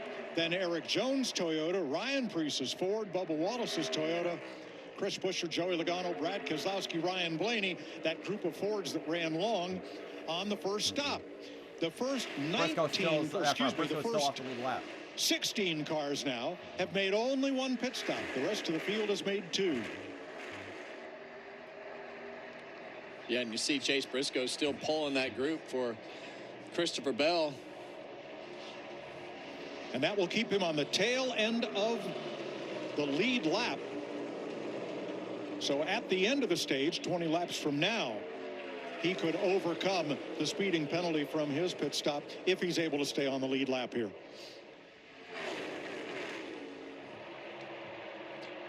Larry, what's been the difference between some of these cars that have made that second pit stop? They seem a little spread out. What separated them, some of them had to get into the second can, and that cost you a lot of time. But right now, Mike, when I look at, let's say, the top 5 or 6, all but Priest, most of them changed 4 tires. The 60 changed just 2. When I look at the length of their pit stop, it was long enough that they should have left pit road full, 13, 14, 15 seconds. Thanks, Larry. Yeah, you see right here on our Hunt Brothers pizza cam from the back of Joey Logano's car. Got plenty of strategy going on today. And with those pit stops, that group of Fords that seems to stay together well on the racetrack run from 6th to 12th and 14 to 16th, all pretty well together. Here's some Bubba Wallace radio. Urgency to pass the 60. Guys, what do we say about panicking? What else you want me to do? I know, I'm just relaying messages. The next option, I can get out. One of y'all two can come drive this thing and show me how to do it. I don't think I can get in, unfortunately. Can't fit through the window or won't fit in the seat. Which is it? Well, them spotter diets are a little different than the driver diet. Freddie Kraft, spotter for Bubba Wallace there. With a little humor, 19 to go in stage 1. Christopher. Oh my God. We're on 80 laps of this.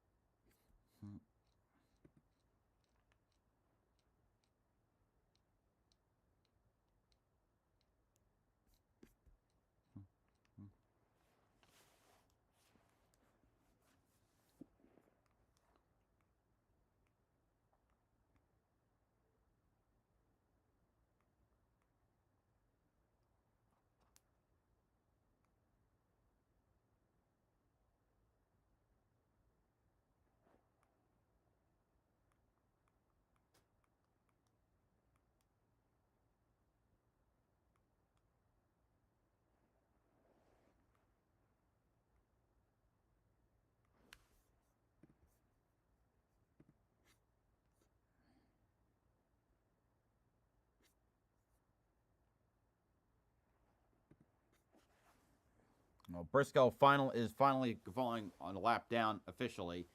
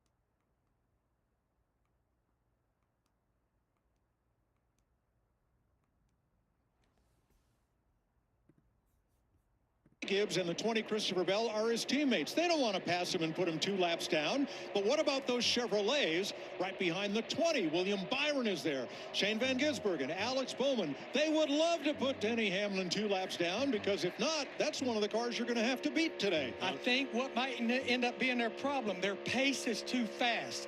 To make this a one-stop, you need to be in the 52-second bracket. Right now, they're in the mid-49s. They're not going to make it without making another stop. All right, so Bell is our race leader. Ty Gibbs trying to stay on the lead lap just in front of Christopher Bell as well. So Christopher Bell's got to uphold the honor of those Toyotas and keep those Chevrolets behind him. Yeah, and, you know, if that plays out like Larry is saying, they're all going to have to come to pit road to get some fuel, and those guys are going to be in another interesting spot all by themselves. You saw them go by Riley Herbst on the apron. Herbst made a stop and was speeding exiting pit road. Austin Cindric also made a stop. Remember, he was off sequence because of being unable to get into his pit on the first round. And here's the Ford racing camera on Austin Cindric. He is now trying to recover from being 1 lap down, but he stopped by himself. No drafting partners. This is why you can't stress enough the magnitude of mistakes. Those early mistakes on pit road really threw a lot of these teams for a loop and throws that strategy out the window, forces your hand to try to come up with something, think on your feet, and bail yourself out. 7.5 seconds back is the next pack. The top 5 on the lead lap, including a couple of cars a lap Larry down. talked about the pace. Christopher Bell just ran lap. his personal fastest lap of the race, and so did William Byron and Eric Jones among those cars in the top 5. 12 laps to go in stage 1. Will anybody flip the stage? Stay tuned. And since you bundled home and auto with 24/7 protection, you can hand all the worry over to us. That's right. At Progressive, it's our job to do the worrying for you.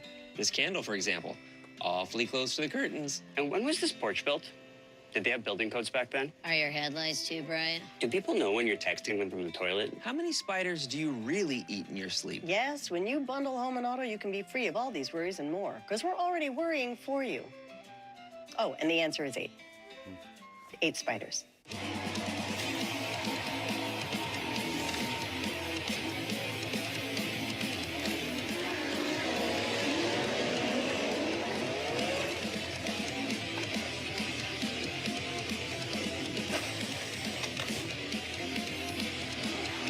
Okay, top 5 pit.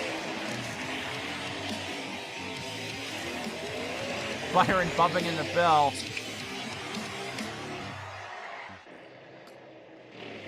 Oh, God. Pit stops in the lead pack here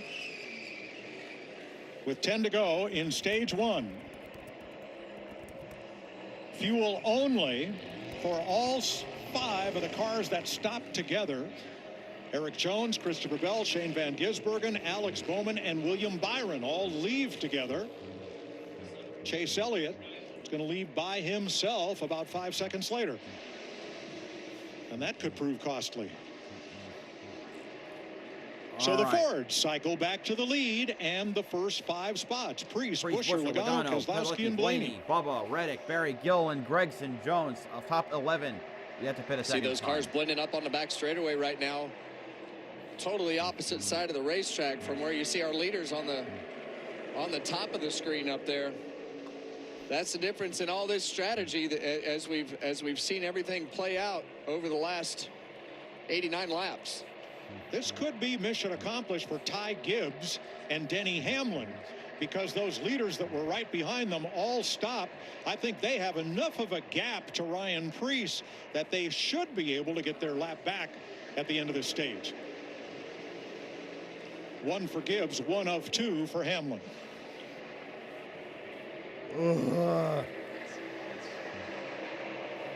Jones leading the pack that pit last. So now the first 10 cars, 11, 8 of which are Mustangs, have only made 1 stop.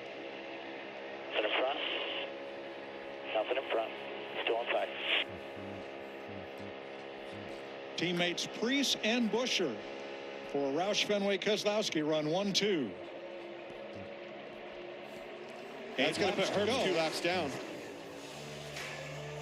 8 to go in stage 1. Ryan Preece in front.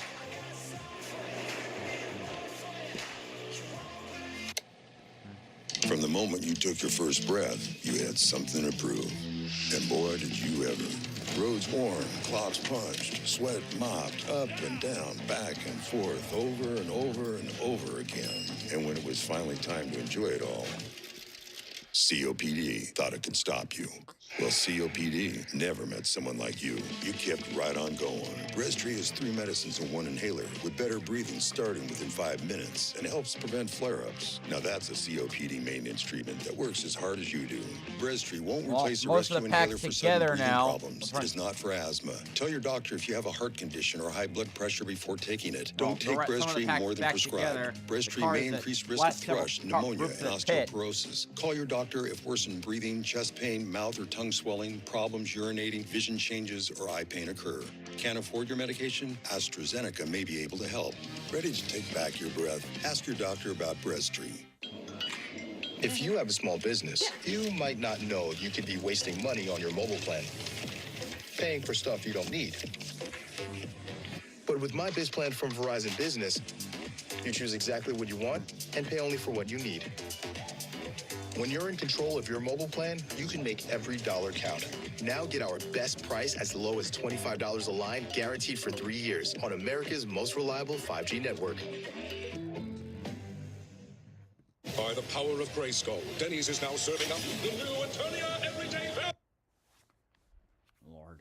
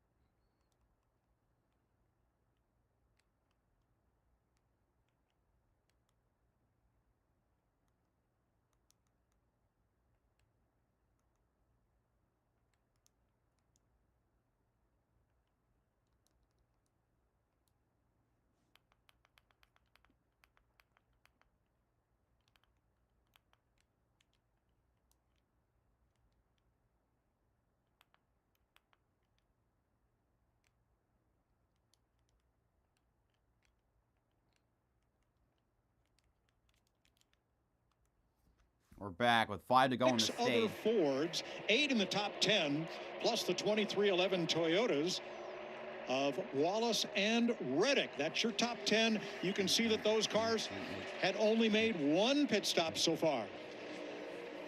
Well, look at here, Kevin. I'd say they fixed their problem from what we saw in Daytona collectively with the Ford camp. Absolutely, and that was always their strength, as Bubba Wallace is on pit road.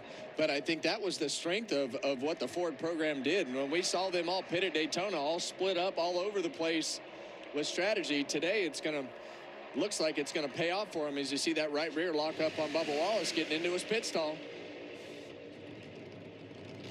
See Riley Herbst running to the outside, trying desperately to get back. It's 2 laps down right now. Very important to try to get ahead of that leader and get 1 of those laps back. 1's easy.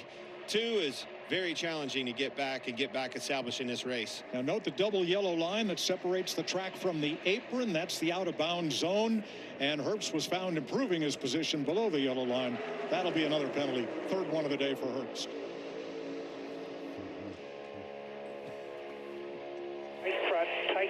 Tight front, lapper 20 ahead.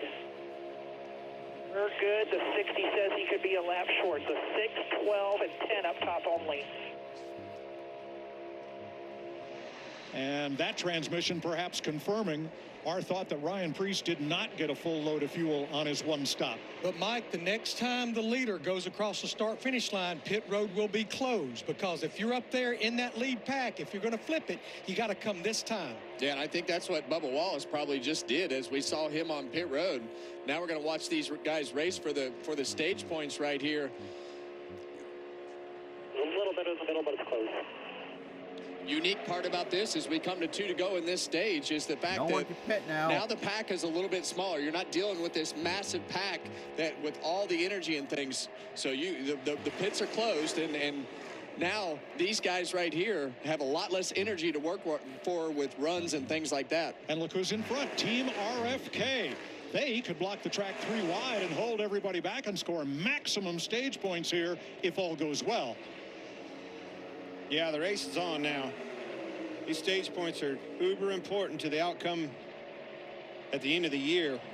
Priest, Busher, and team leader Keselowski. Priest up front, Busher behind. Logano and Brad side by side for third. Behind them, Blaney and Berry. Behind them, Ty Dillon and Gregson. Derek Finley, the crew chief. Nervous about fuel making it to the end of this stage, Kevin. Yeah, and that is not a comfortable position. Don't as KO a the field. driver. Last lap of stage 1, finally. They're telling you to run 80% and also go get all the stage points. Yeah, which one is it? To lead.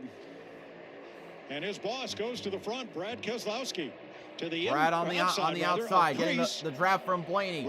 Look at Daniel Dye trying with a big run. I think he's trying to go full throttle, see if he can get a lap back. Car got loose behind Ty Dillon trying Push to to push him. Allmendinger with Gill in there. Busher pushing Priest up Yeah, front. you see that outside lane is formed up right there, but I'm not sure it's going to be enough to overcome these cars on the bottom of the racetrack. All right, they're separated coming off of this for the final time here. The separation, Here look they out! come off of turn 4. Busher still leads. Logano trying to make the move on the inside with Berry behind him. Yeah, Allmendinger gets punted out of the way. Up on the racetrack and gave Logano the bottom like Here that. comes Keselowski on the high side trying to make a move, but it's Priest to win stage 1. Over Brad Keselowski second, Logano third, Busher fourth, Blaney fifth, Berry in the top sixth, Reddick 6 seventh, spots. 8th is Chastain, Reddick. 9th. No, froze Right again. in the middle of that blue oval parade for the first 9. 9th. First stage win of the season for the Berlin, Connecticut driver. A 9th. I don't even know who got 9th. I gotta reload.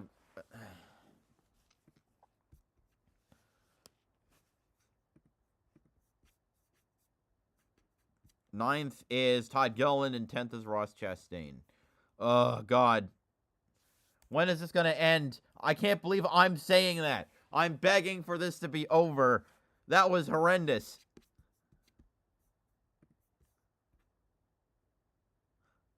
Like, we need aero changes. We need a whole new damn car. Buy 38 Xfinity cars. Like, buy 40 Xfinity cars with NASCAR's own money. I don't give a shit. You can't have this.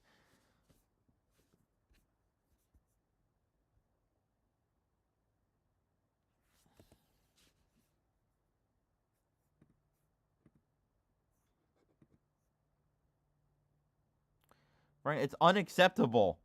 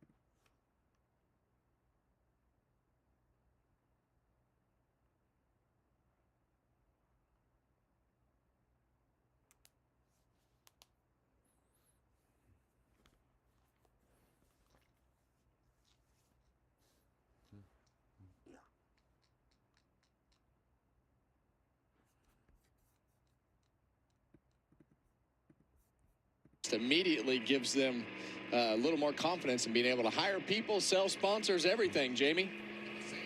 Well, Kevin, Joey Logano's pit crew has been climbing the ranks, going in the right direction. They're third best on pit road, but what's most important, they have not made a mistake this far through 9 races. Let's meet Team 22.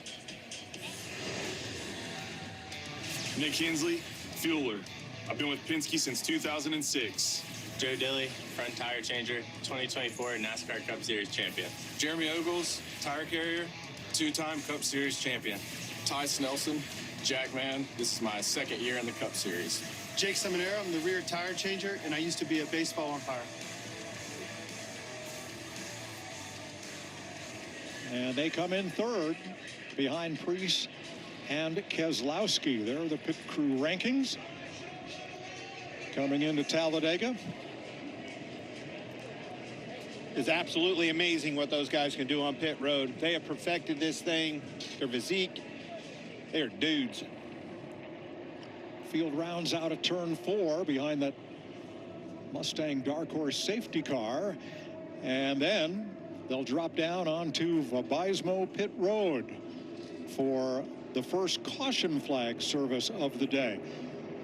By the way, A.J. Allmendinger got the free pass. There was quite a battle for that at the end of stage 1. Jamie?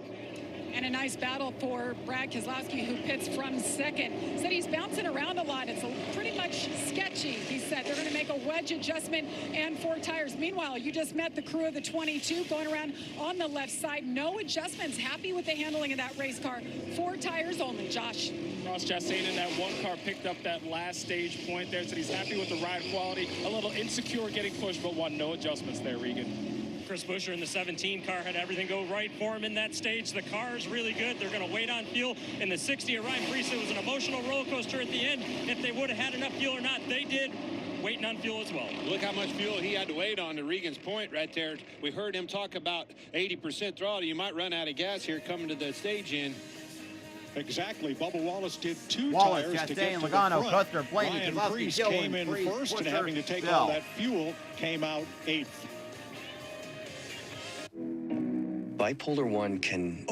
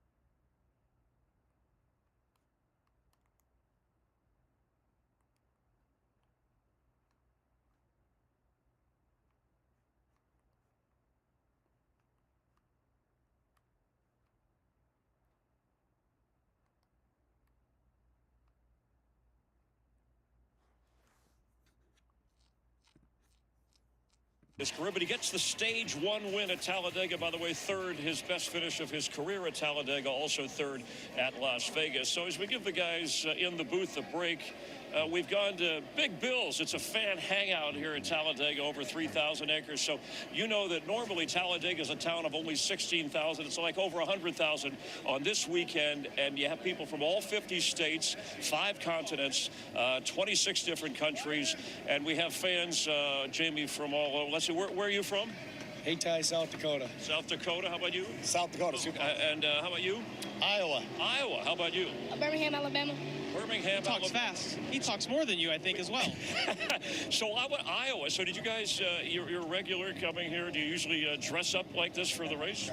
I do. So this is my 4th year in a row. We come down. It's a anniversary tradition, and from here we head down to Florida. And I see you got a Denny Hamlin, but you used to be a Tony Stewart guy. You like guys that are shy and mild? It was Tony Stewart. Before Tony Stewart, it was Dale Earnhardt Sr. Senior country. All right. All right, what about you guys? Who are we cheering for today? Ryan Blaney. Blaney?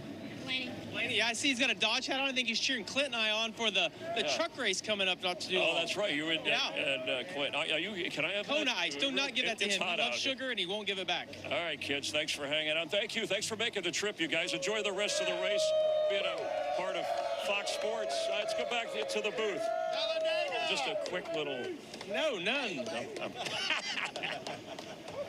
Tyler Reddick led a group of cars onto pit road to top off before we begin stage 2. And upon further review, Bubba Wallace took 4 tires on his first pit stop of the day. This time he was fuel only to get him up to the front. Regan?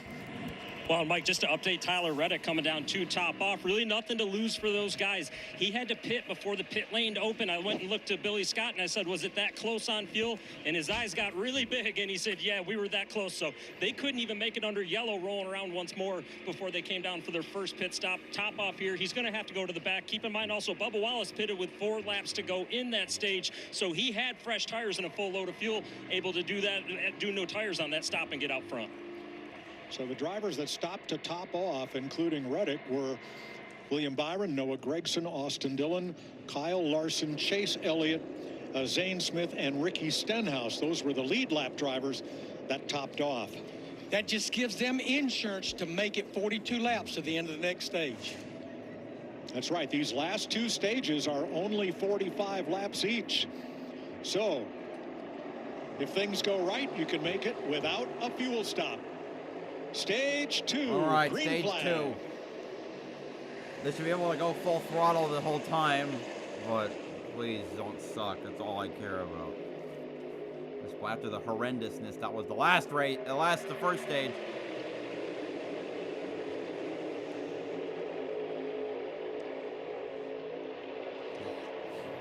The aggression level is getting ready to go way up, Clint, as we see the first 2 cars right there in both rows pushing really hard. And who's that guy pushing? We haven't seen much of him this year. That's a 3-time champion in that 22 car. A big day for him, big opportunity. Bubba Wallace almost tried to We block need a the win bottom bad. row. The bottom one from Chastain didn't work. They're still side by side. Is at the very back going backwards. There is a lot of cars up front, including that one on the inside. Ross Chastain, Keselowski's up there. Ross going to take the lead here. We Or at least need- lead at the line. I mean, you don't want to use the word desperation, Kevin, but there's some guys need a win extremely bad. Well, we talked about this at the beginning of the race with Bubba Wallace, Ross Chastain, Joey Logano, Cole Custer. All those guys up in the front of this pack, they need Third to line, get to beginning victory to lane. form. William Right Byron up there, leading you it. mentioned Custer and Ryan Preece trying to become the 13th driver in history to get his first career win at Talladega. Now, of the 12 What do you mean? that have Custer's done it, won at this Kentucky. place is so unpredictable. You were calling For it. 6 of them, it was their only career win. Yeah, and you saw Bubba Wallace get loose right there. Sure did. Snapping out from behind right there. So Yeah, I was right in front of Logano off of a push. I might move to the bottom of the racetrack because of it, but I've been watching Logano and Blaney. That pairing with those Penske cars is always extremely strong. They're lethal to the competition when they can find each other and work together. All right, I'd forgotten about Kentucky Speedway. Most people have. Yeah. And that's where Cole Custer already got his first win. If he wins today, that would be number 2. We just went to green. It's been 3 laps. What are you fucking doing, man? Oh my God. Only after this is only 3 more weeks of Fox, thank God.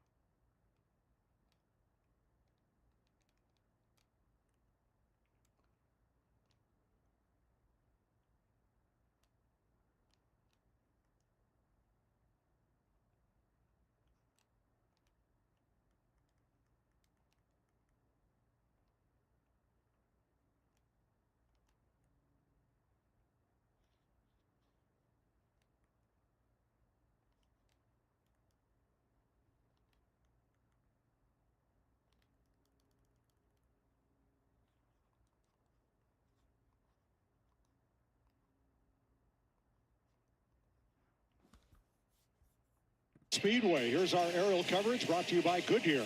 Legends aren't born, they're proven. Ross Chastain's Chevy leading the Fords of Logano, Blaney, and Preece. The Toyota of Wallace.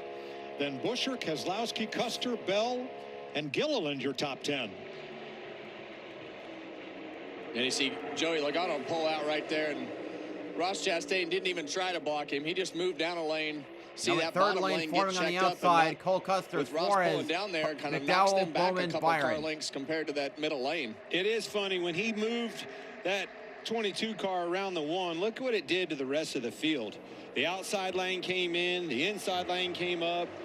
Everybody moves it. When you take a link out of that chain, it really disrupts what's behind you. Yeah, and typically when they're full speed like this, very hard to make ground up in that third lane. Inside 1. 2 back to the top one. Lots of focus on. You're listening to Freddie Kraft, his spotter. You saw him look to the left as Chastain came up to his inside, saw him in the side mirror. You got a camera, Kevin, a rear view mirror. Ooh, yeah, and you see that car just kind of surge forward to the back bumper of Ryan Blaney, but got a little out of control getting into 3, and that's where that bump is that we talked about earlier in the race, where the haulers go across the racetrack, and there's just big bumps, and these cars bounce really hard right there. I'm impressed with the energy and the momentum on the outside. Custer coming, Suarez pushing him. Yeah, I had just gotten done telling you that third lane was never going to work. And here they are. Well, I think it also depends on who's in it, you know, and how well they're pushing. Logano leading now If in the that middle Custer lane. was loose at the Blaney front of behind that him. thing and causes Oh, them to Lord. stack up behind, you lose your performance of your line. But Custer's doing a good job. Jamie, what do you got? Well, Joey Logano leading for the first time today. You guys touched on it, but it has been a difficult year for Logano. In fact, next week will be the 1-year mark since he last went to victory lane. I talked to Joey this morning about that, and he said, it's hard sometimes to keep your head up, but we know our processes are good. Our detail game is on point, and of course, our pit crew is getting it done. We're just down on speed. And then he told me, here at Talladega, Daytona, those are our best shots to win this year. Well, when the 22 and the 12 get together, they can be hard to deal with. They are good teammates. They stay together. Bubba leading the high Usually lane once now. they get to the front, they're hard to pass. Regan. Well, my crew chief Derek Finley has his driver Ryan Preece up front. It was a roller coaster of a first stage. You guys got the win. How do you manage this second stage now? I mean, the way NASCAR broke the stages up, it's really, it's pretty much as hard as we can go. So, you know, I think the biggest thing is if people are going to flip the stage or if we're going to go for stage points, you know, and we'll kind of see. We'll play that out as it happens. But, yeah, it's pretty much go as hard as you can. All right, we've enjoyed watching it, Mike. I can tell you, they told me bottom. that they Bubba love took it the when high. Ryan Oh, Logano's in the sucker hole. right now. Or no, oh, You no, see him right now, oh boy. That 22 car, Joey Logano 4 wide, and he left that bottom lane just open just a little Now bit. we have a fourth and Ross lane as a Chastain result of took that. it. A lot of aggression right there with Chastain, Logano. Holy, it's packed like a sardine can. And you want to keep your track position right Bubba now. leading with we're Ross in a behind winds him. hammer down like this, you know, it becomes more difficult to make something happen. So you want to keep your track position at the front of this field. 4 wide. Through turns 1 and 2 and all the way down the. Oh, there goes Bubba! Oh, we got a big one! Blaney's around. Logano's around. Most of the field! There's like 5 cars that are unscathed! That's the whole field. 4 There's cars like 5 were in cars front that of made it crash. 1 car, McDowell, was behind it. I mean, there's only 4 cars that are not in this crash. Like, it's a parking lot down here. Preece comes to the line with Buscher, Chastain, and Christopher Bell. Here's Eric Jones coming across, and Michael McDowell. Everybody else was how either many in cars? it or That had had to to be. scatter That to might have been the avoid biggest contact. wreck in Cup Series Yeah, history. as the cars Go come by, you figure. see the most 54 boring-ass right race. here. Ty Gibbs got a toe link broke. Roger. Let's get a look at it. A lot of cars coming by with a little bit of damage. You see a bunch of them. Daniel Suarez driving backwards right here. Bubba out of the car. Where the wreck started. You were just talking about that 23 car, Clinton, just the way that it was light on its feet there, changing lanes and all the things that were happening. I thought we were fine till it all got 4 wide in the middle of the pack, but that's not where this started. This started right up toward the front. And, you know, that's typically the way that these races go because you have to push. And you have to, you know, you get braver and braver and braver. And I think as we watch this replay with Bubba Wallace, it's probably from a push that goes wrong. All right, we're going to sort out some replays for you.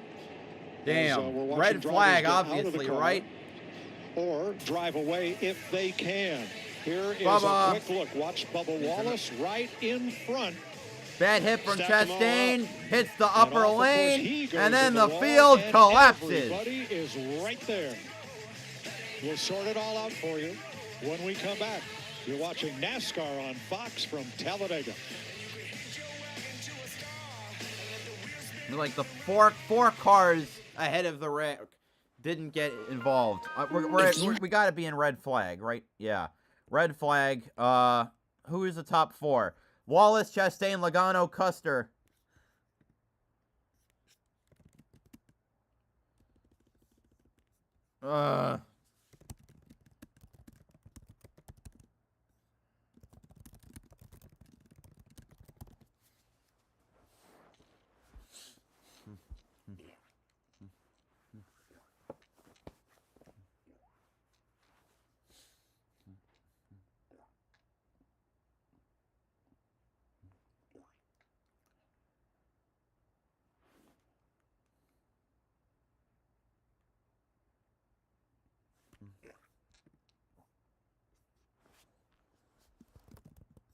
All right, yeah, sorry, not Pre. Why did I say Wallace? I meant.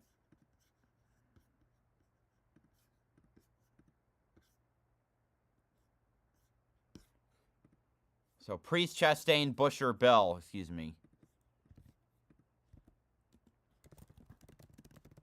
Because they didn't update the running order. Because because they're under red.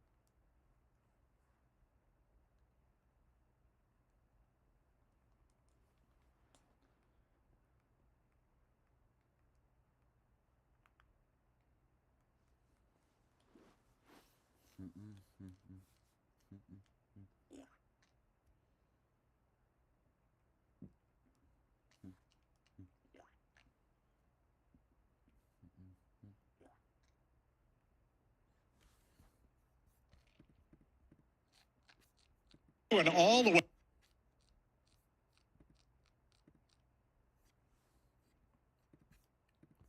We're back. Alex Bowman back there. Ryan Blaney. Tell me how many cars weren't in the also wreck. being towed in. It might be easier just to say who's not in it. It's Kyle Larson, Ty Gibbs, and Chad Fincham. Some cars were able to drive away. Now, cars that are stopped on pit road with damage include Brad Keselowski, Daniel Suarez, Tyler Reddick, Ty Gibbs, Carson Hocevar, Jesse Love, William Byron, Kyle Busch, John Hunter Nemechek, Chase Briscoe, and Joey Gates. How many cars? Those are the cars that are stopped on pit road. And after looking at replays, everything stacked up behind Bubba Wallace. And there may have been contact from Joey Logano into Ryan Blaney, into Ross Chastain, into the 23. It starts with Chastain. Watch, Chastain goes up. He moves up into the middle lane in front of Blaney. Now Wallace follows suit. That checks them all up. And as they get to Bubba, you've got the inertia 1, 2, 3, 4, 5, 6, 7 cars all slamming into Bubba Wallace. Got as soon as through, they touched him, he was already in trouble, in my Buescher, opinion. That car Bell, was loose. and then We saw it several everyone. times. And as soon as they touched him, away it went. Wrecked the whole field. So what cars didn't? And a lot of times, well, all the time, Briscoe for the trying to most part, scoot through on the inside. I mean, when those I 4 or can't 5 see cars shit. are hooked up like that, when they get checked up, the guy that's 4 or 5 cars back doesn't understand what's in front of him, so he just keeps pushing it, and eventually it's got so much more inertia than the first car that you're pushing. It just shoots him out and finally spins him out like you saw right here with the 23. Yeah, I mean, you take that inertia clear back to Cindric back there in the bright yellow car. Watch this. As they get to him, you see Chastain getting, and see them 4 cars pull away. It was actually 3 cars, but they pulled right up to the bumper of the 1 car, and as they collectively got to him, they all hit the 23 is basically what happens. Now this next time, the next replay we see is going to be in real time at speed, and you see just how little anyone has time to react.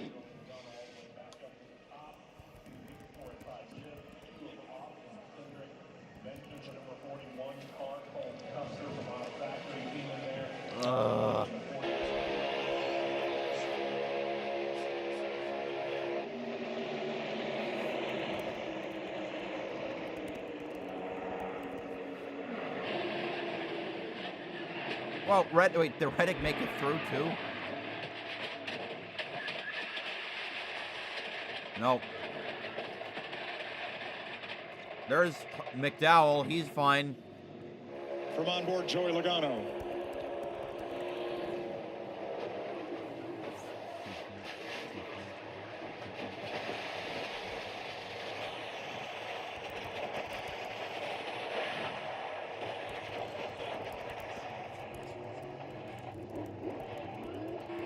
Bubba Wallace. Did you hear that? You could hear the back tires come off the ground.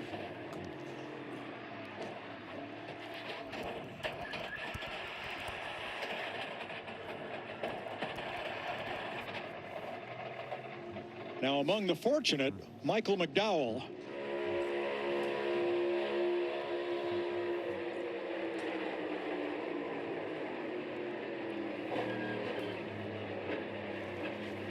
You can't see anything in that scenario either. He's just slowing down and listening to his spotter.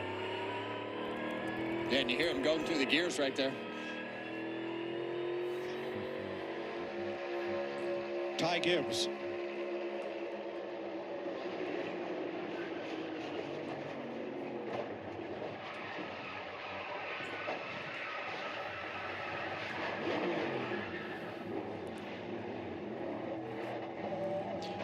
Kyle Larson.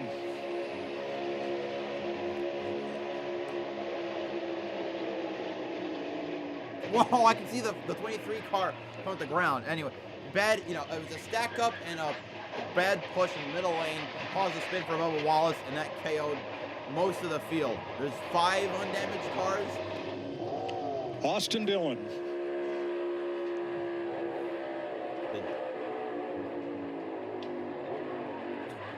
He fucking went on his own. He may have got hit from behind. Looked like he was slowing it down just fine. All of a sudden, Dylan's it just went fine. sideways. And that's the worst when you're trying to stay out of the pack and last car or next to last car in the field and get spun out in the safe spot. Yep. Where were all these angles before? I mean, could have used them. See, he did get hit from behind. For I it, think it was, you know, Jones looks 66 like he car. made it, has minimal damage. And before we go to Jamie Little with Bubba Wallace, here's a look at how he went through that.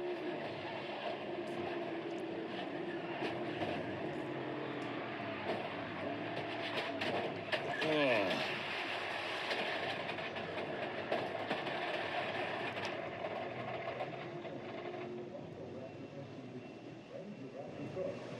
Jamie. Just pure chaos at the front of the pack for Bubba Wallace. And Bubba, you just watched all those replays. What was it like from the seat? You had a couple hard hits there. Hell, I dozed off waiting on you for so long. Sorry. I know, there was a lot to get through. I'm sorry. Damn, right? Nothing to show for in the first stage, obviously, just trying to figure out the strategy stuff. But, man, just hate it. Hate it for Xfinity, hate it for our team. You don't want to have any DNS. We got 2 now, so that's a bummer. But we gotta figure out how to be pushed better. So I take responsibility on that, and we'll have a good debrief and figure out what we can do to make our Toyotas a little bit better being pushed, and maybe not have that happen. But appreciate Xfinity. We'll go on to old Tejas and have some fun. Thank you. Well, he referenced exactly what you were talking about earlier in the race with that There's car. Larson's car getting having dragged a little away. bit of trouble being all over the place. You know, when he was not even being pushed very hard, and a hard push right there from the 1 car sent him flying. The 7 and the 43 might actually Racing be that, Insight might not still be that working damaged. on the numbers, but we have at least 26 cars involved in the big one. COPD is an ugly reality. Do you have his medical history? I watch as this world just keeps getting smaller. But then, Trelegy helped us see things a little differently. With 3 medicines and 1 inhaler, Trelegy keeps airways open for a full 24 hours and prevents future flare-ups. Once daily Trelegy also improves lung function, so he can breathe more freely all day and night. Trelegy won't replace a rescue inhaler for sudden breathing problems. Tell your doctor if you have a heart condition or high blood pressure before taking it. Do not take Trelegy more than prescribed. Trelegy may increase your risk of thrush, pneumonia, and osteoporosis. Call your doctor if worsened breathing, chest pain, mouth or tongue swelling, problems urinating, vision changes, or eye pain occur.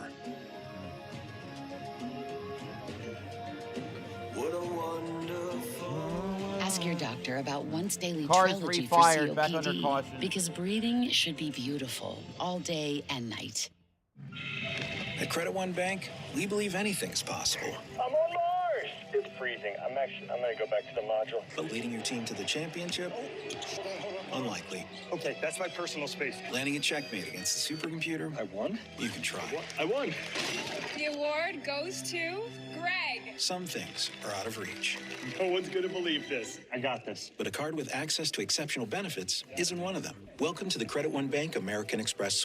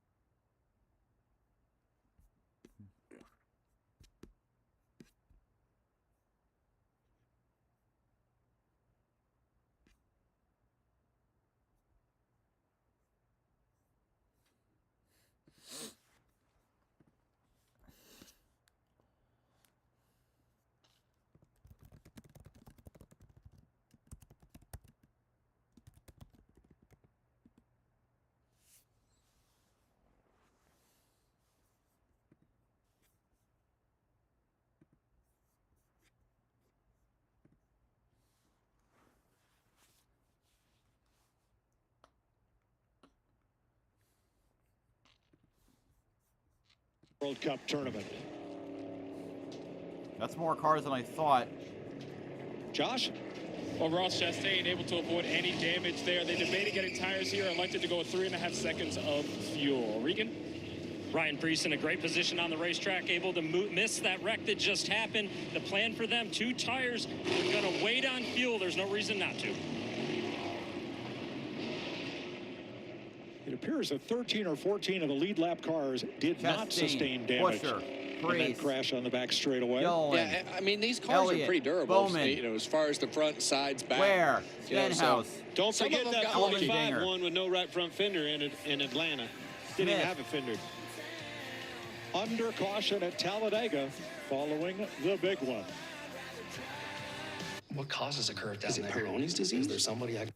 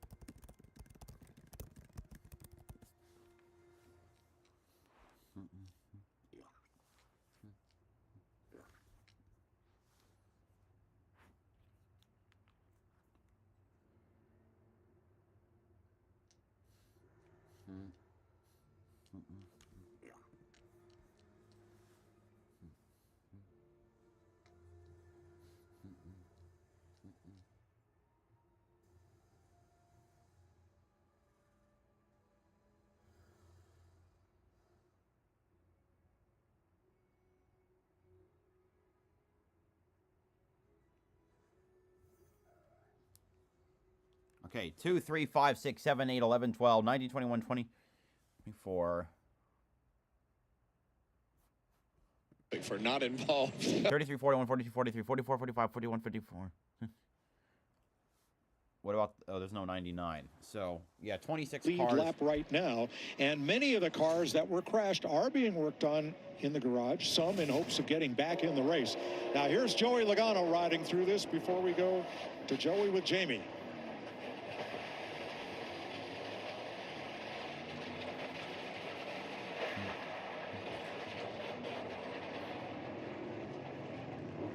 Jamie Little. We were just talking about Joey Logano and the good day you had. You were leading some laps, and then just like that, it's over. What did you see? What did you feel up front there?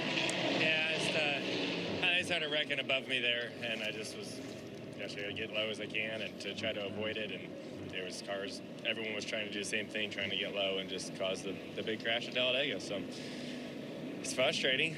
I felt like I had a pretty solid car. I mean, it's kind of in the spot where I wanted to be. I had my teammate around me there and thought I was in an okay spot. And then, yeah, what do you want? Save fuel or crash? Pick one. That's what it feels like right now. It's frustrating. You got round bumpers on these things. The cars are unstable. And, you know, once everyone starts pushing and racing aggressive, it's going to happen. So until we fix that stuff, we're going to continue seeing it, unfortunately. And unfortunately today, we're the ones that got caught up in it.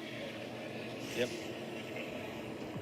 Joey Logano and his teammate Ryan Blaney were both caught up in the crash. There is no free pass on this caution, and Denny Hamlin is not happy about it. No, 20, no. No, get the 20 to pit. He needs to top off or something.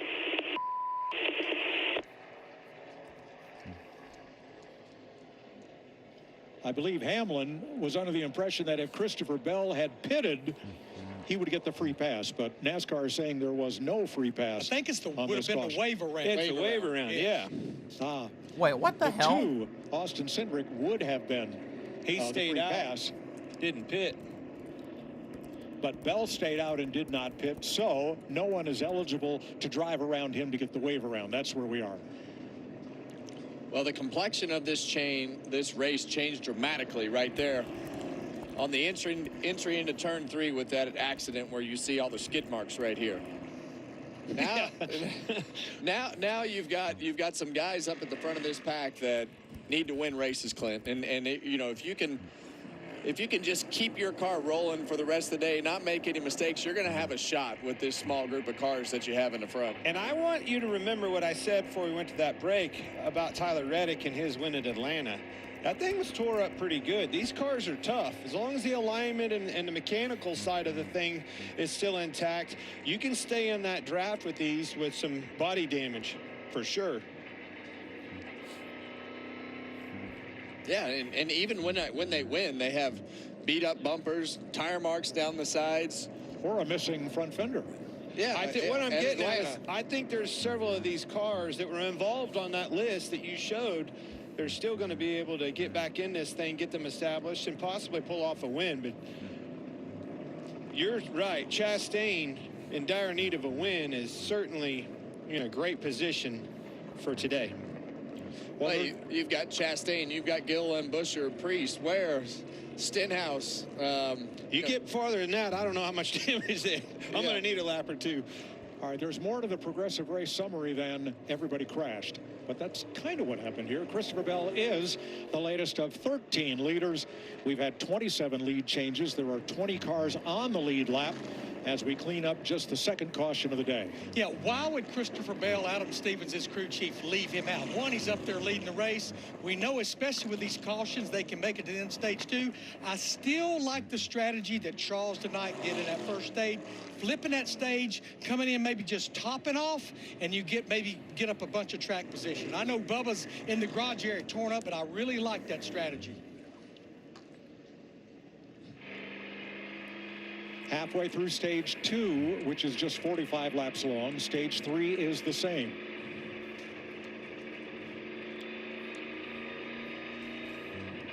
Yeah, and when I saw that wreck earlier, I look at this onboard here of Tyler Reddick on his Rockstar Energy drink camera. I mean, I thought he was in big trouble, but he's out there rolling still, Clint. Well, it had a lot of damage that we showed. I remember seeing it. Front end damage. These cars are extremely tough.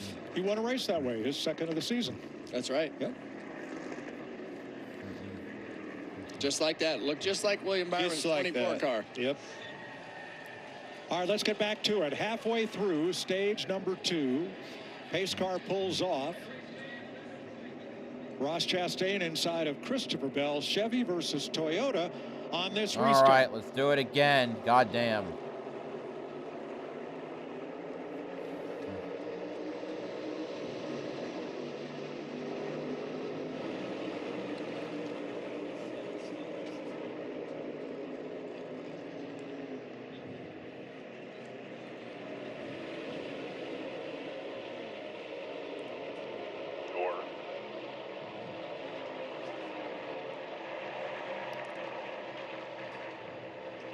Two Fords behind the front row, Gilliland and Buescher, as things stay pretty orderly. Yeah, and we haven't said Todd Gilliland's name all day, right down there on the bottom lane, pushing Ross Chastain. And look, too, behind him, Ricky Stenhouse Jr., that 47 car on your inside, certainly capable of finding victory lane on a super speedway. Quite a bit of Chevys up here. 3 Fords, 1 Toyota.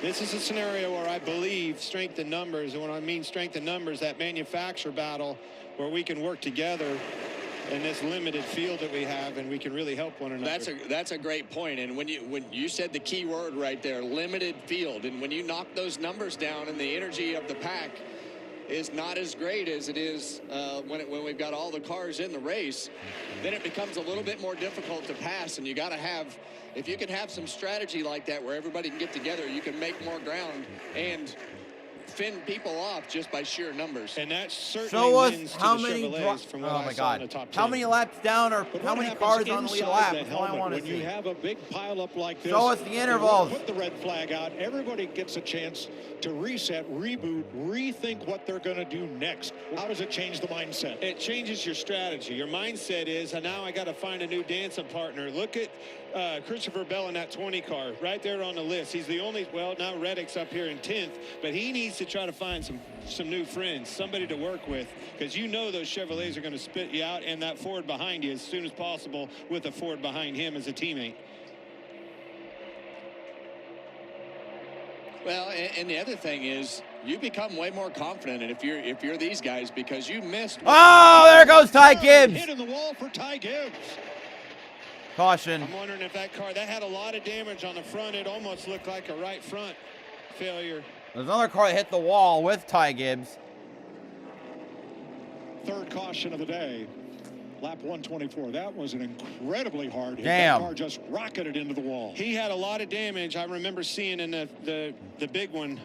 Got it fixed he's and back okay. out there. I'm thinking we probably had a problem. Get to a replay And make thankfully sure. he is okay. That's as hard a hit as you can have, isn't it? Yeah, when that right front tire goes down like that and just shoots straight into the fence, never fun, Clint. Be able to see We him. still- I think there he he is is. at the right side of There's your Mc- screen. Did it blow? You see the damage No, already oh, on the front. blow the tire. let go. See it go Tire down on goes- the right front. Blow And right it front. smacked McDowell into the Looks like wall. that nose is folded up under. You see the nose fold up under the front of the car right there. I just wonder. Well, let's watch the driver shot of Ty Gibbs, number 54.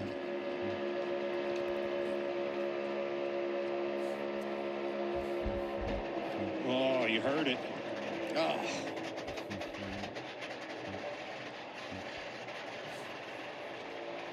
And that video looks violent.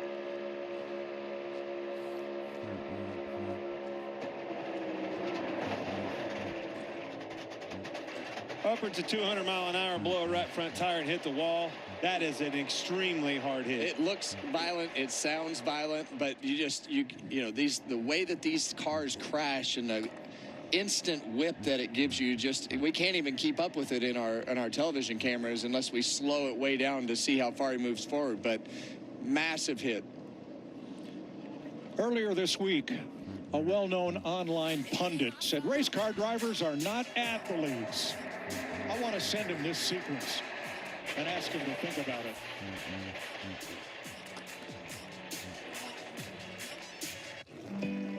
So gross. Jesse, you remember Danny? Hey. Hey.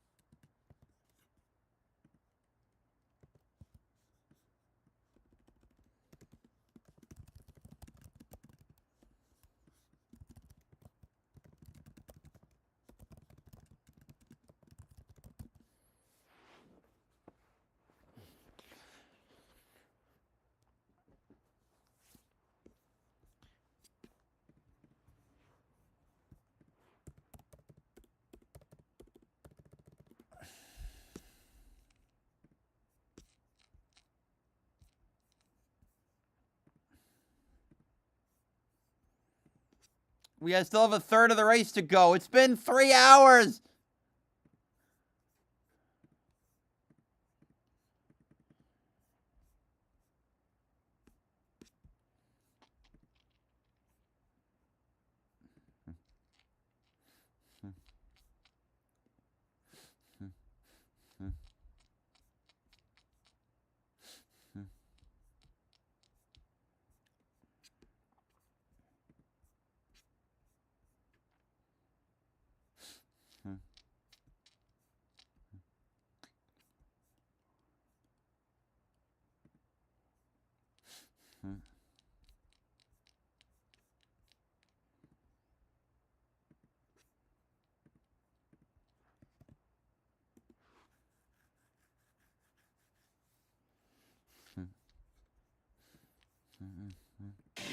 We're midway in stage 2.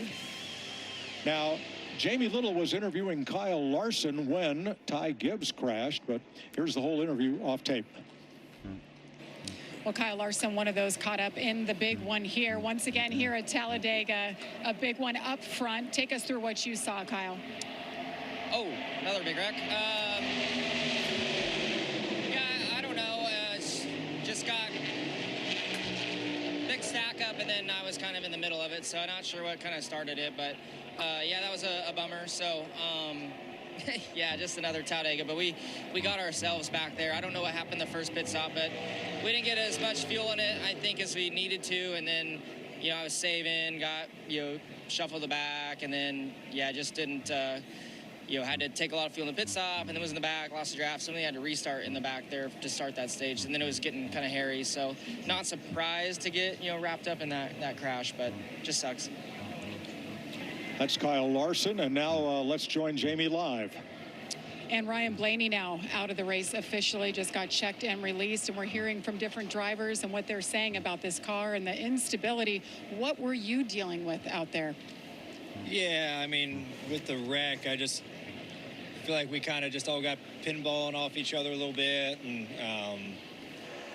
from what I've seen, it kind of, we're just kind of all bumping and bumping, and yeah, they're unstable. It turned Bubba to the top, and you know, the outside lane was there, and he, you know, got clipped. So I don't know, just one of those things that just we kind of all just it closed tight, quick. We all got pinballing, and we've seen that so many times. Like, you kind of get pinballing off each other. You're trying to lift and kind of check, and next thing you know, that someone, or not someone, but everybody wrecks. So unfortunate. I hate we were in the middle of it. I think I don't really know if there's anyone to blame. We just kind of just got all bouncing off each other. But it's a shame that cars got tore up. I appreciate the Worth group for being with us. I thought our car was really fast, and we did a great job in stage 1 of hitting the strategy right and one stopping it, and set ourselves up really good for stage 2. And unfortunately, won't be able to finish. Hopefully, there's still some Fords out there where we can get a blue oval in victory lane. But you know, I hate it for our group, and let's move on and go to Texas. Thanks, Ryan. We'll see you there. Worth will be the title sponsor next week in Texas. Denny Hamlin's view of the big one back at lap 116 in Talladega.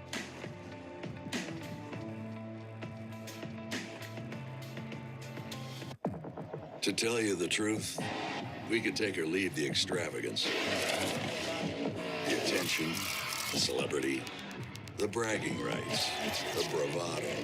Because all we've ever really wanted is for every Ford driver to feel this.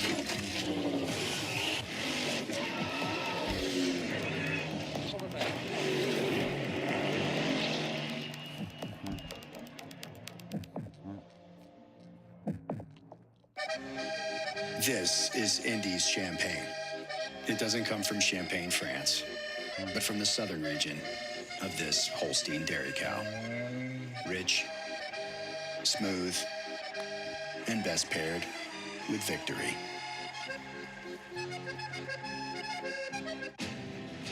A celebration of life, liberty, and the pursuit of speed. Together with Coca-Cola, NASCAR salutes. This is not my natural habitat. Tuesday, can Tiffany Haddish handle the heat? Not be Canyon one done. How many canyons you planning on us doing today? Bear Grylls is running wild. All new Tuesday. I am relentless. Push through no matter what. On Fox. Papa John's has some new sandwiches coming out, so we are bringing in real people to try them for the first time. Sandwiches? I couldn't help but hear the crunch. Thoughts? That's bomb. This is I solid. don't even know what the sauce is. It's just so good. Better ingredients, better pizza, and now better sandwiches. Papa John's. Welcome back to Talladega, where we will restart with 20 cars on the lead lap. Kyle Busch got the free pass on the caution at lap 124 for Ty Gibbs. And Michael McDowell now also off with damage from that one, as is William Byron. And this is an opportunity for those with damage to keep working on their race cars and get them better. Didn't get much of a feel for what you had for speed there with him, Gibbs having trouble pretty early, but that is an opportunity. Let's get back in here, put some more patches on it. Now the race is going to be to get back on the lead lap, because there are 4 drivers 1 lap down. Cindric, Ty Dillon, Denny Hamlin, Jesse Love, all 1 lap down. That's a good point, something we need to keep track of here for sure. Hamlin, he needed that 20 car to pit. He could have got his back an easy way. And since the 20 did not pit, nobody could take the wave around. So here we come for the Green, restart. green.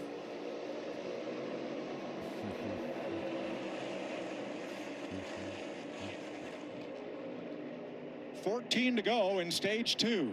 Yeah, you see that bottom lane did a nice job getting connected. Now they're starting to come disconnected right there on the bottom lane. Top 2 cars doing a nice job.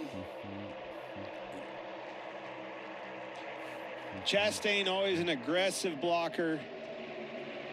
They do a good job of moving, figuring out where the energy's coming from. Well, and at this point, Clint, you have to take advantage of what just happened today. So I think you're going to see Ross Chastain pretty much throw caution to the wind. Not that he doesn't always do that. Chris Buescher going to put Christopher Bell up top by himself. And puts himself in front of a Ford with Helby Gilliland behind him. Good scenario for Buescher. Good move.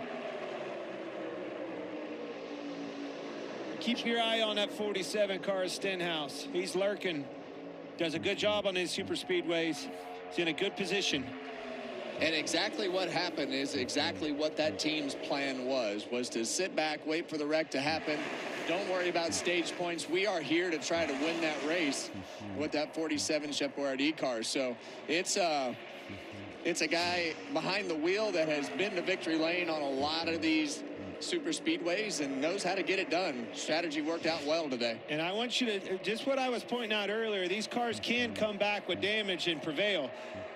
Again, Reddick winning at Atlanta with no fender. You can see we got plenty of cars still in action as Hocevar goes to the inside. Walks out St. Smith in the middle. He made a 3 wide, but still stayed above the double yellow line. And is that a car, one of those 1 lap down? No, it's not. No, Hocevar's 14. But that Hamlin is right beside him. That's what made 7 me cars not that. able to stay with the lead Quick track. Now there's the 4. So 18 cars in contention. Get that lucky dog if it as, comes. as of right. now. Hamlin is now in the free pass position. First car 1 lap down. And you got to fight all you can to keep your car up front, because like I said earlier, when this pack is smaller, track position is going to become more important because it's harder to build those runs up with those cars, Clint. And you see Hamlin and Cindric right side by side. There's 2 of the 4 cars. If that caution comes out, needs that position. Hamlin, no help on the inside. Watch that car, second Stenhouse. Did you see that, Clint? Christopher Bell on the front row right there, giving plenty of space to that inside line. Stenhouse going through the corner, super aggressive, trying to side draft the cars below him to try to keep them. Look at that. There you're seeing it, yep. He's a half a car lower than most of those guys going through the corner. Now they're kind of pushing him up the racetrack a little bit to say, hey. Now watch the momentum as he comes back to Bell. When you do that and make those moves, it also creates that gap. What's that gap? It's an opportunity to go around him and make a pass if you want it. I'm a little bit nervous about the Christopher Bell car and how hard you can push him. Regan? Well, Kevin, that's exactly what I wanted to update real quick there. Christopher Bell, under that last yellow, told crew chief Adam Stevens, I'm really struggling when cars are pushing me, especially into the corner. The car is just dancing around, and I can't control it quite like I want to. So as we get closer to the end of this stage, the end of this race, as you see the 47 of Ricky Stenhouse tucked up right underneath the back bumper, that's something to keep an eye on. And Ricky will know that. Be careful. Don't get on his left quarter panel, getting into the corners. Be mindful of that. He can see that car dancing around and he's having trouble. I wouldn't want to follow it much longer. Well, it's not only getting offset to the left, but it's also getting offset to the right. And we're talking just a little bit. That's actually what happened to Bubba Wallace, because when you hit him too hard and you're a little bit to the right, it'll actually shoot him to the right. And, you know, so that Toyota car and what Bubba Wallace said about those cars being so unstable when they're pushed makes me concerned for that outside lane to be able to push Christopher Bell far enough forward. Bottom of your screen, the battle for the free pass position. That bright yellow number 2 of Austin Cindric, the orange and purple number 11 of Denny Hamlin, along with Ty Dillon and Jesse Love. 1 lap down. Well, right now, Cindric is in that position on the outside. And 9 laps from now, somebody will get a free pass because it'll be the end of stage 2.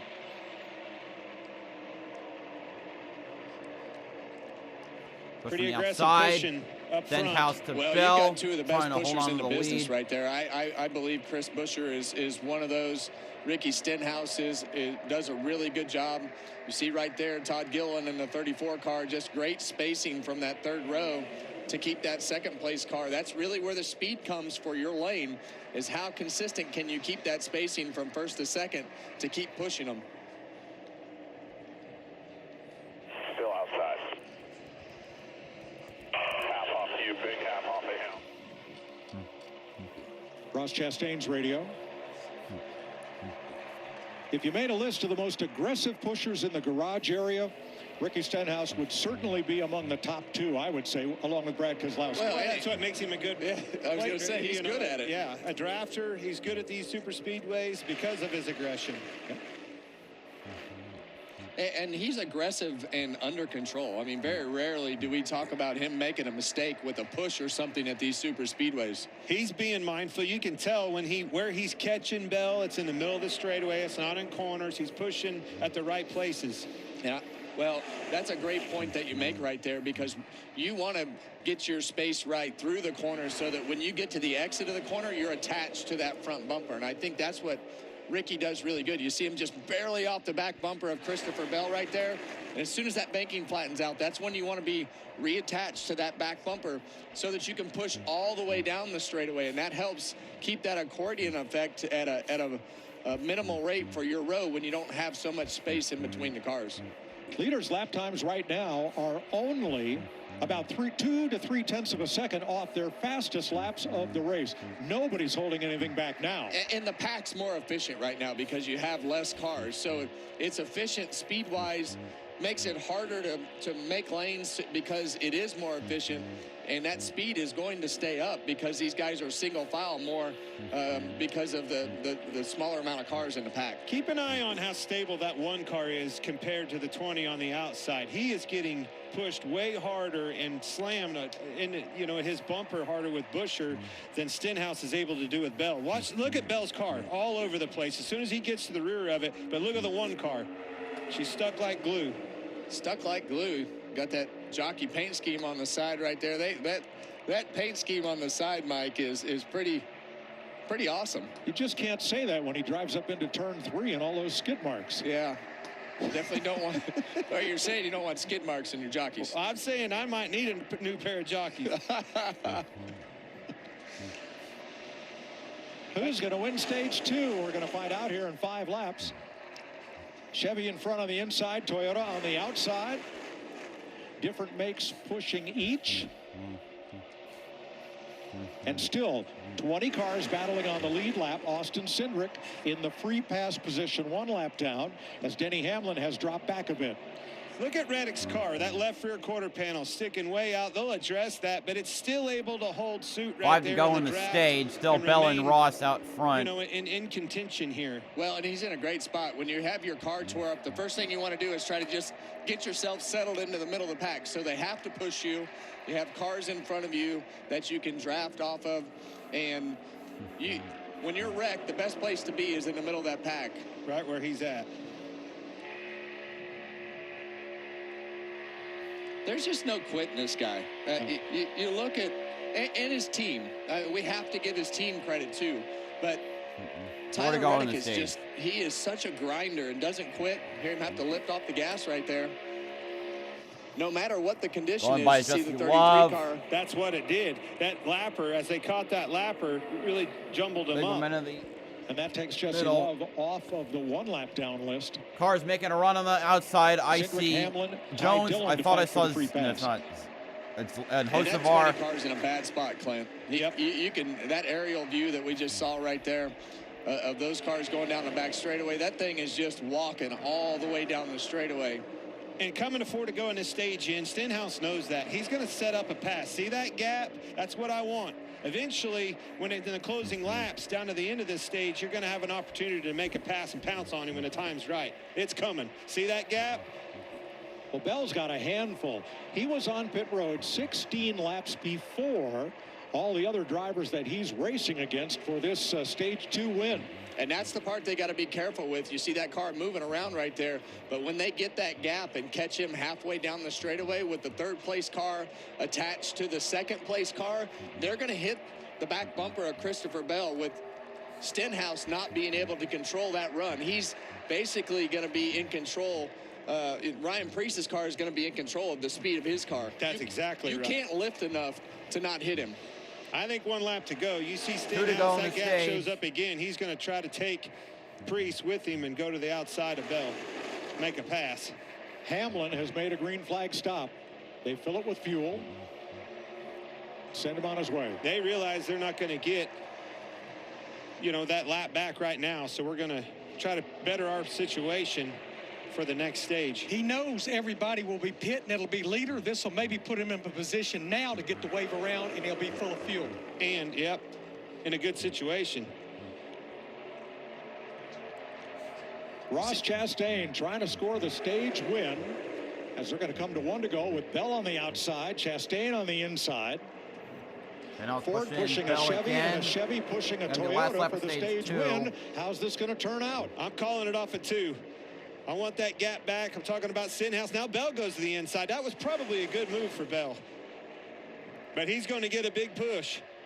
Bell blocking the inside lane with Ross. Coming down the backstretch.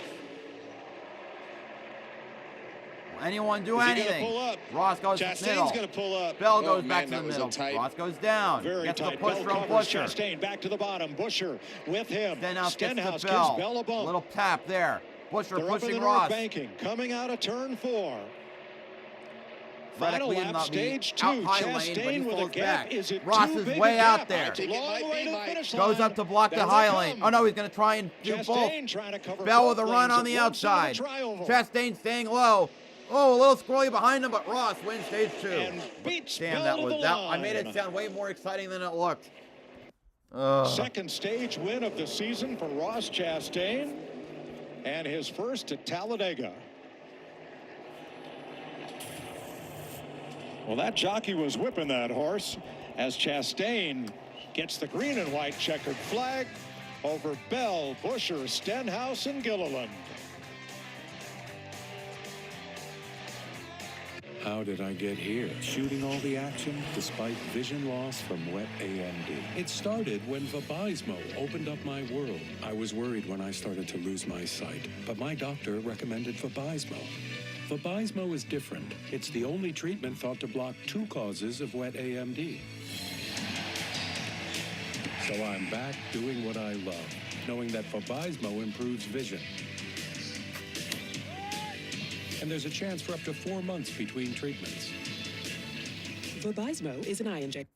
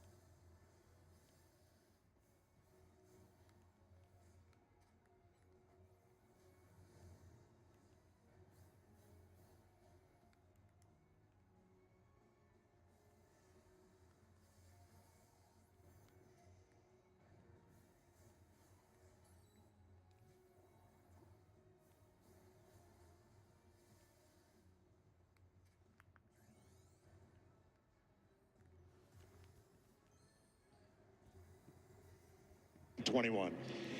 We do tend to have overtimes here. In fact, we have actually had 20 all-time overtime finishes here. Wow.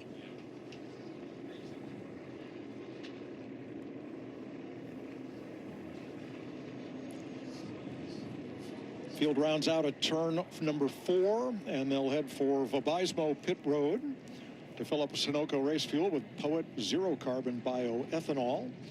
Get a fresh set of Goodyear tires. Lead lap cars pit the first time by. Lap down cars the second time the pace car brings them by.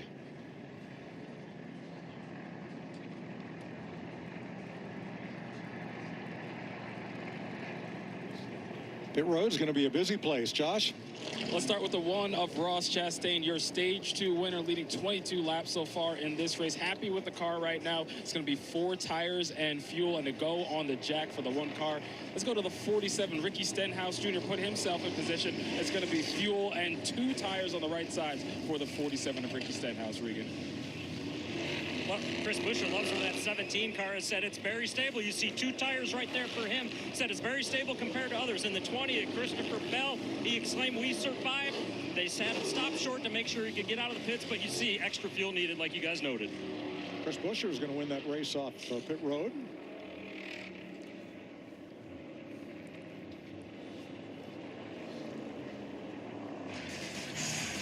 And we have 42 laps to go.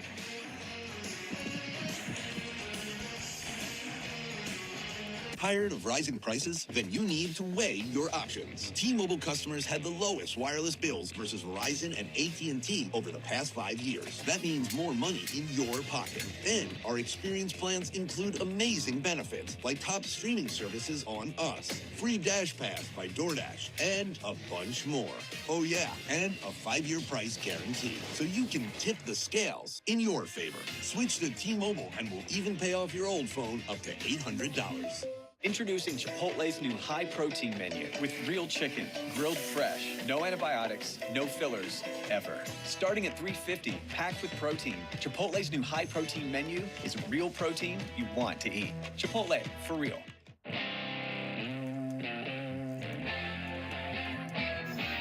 The Barn Bar, the county's best hangout, just got better. Here's to living smooth with the always smooth, easy drinking Keystone Light. Are you Marsha? I am. I am.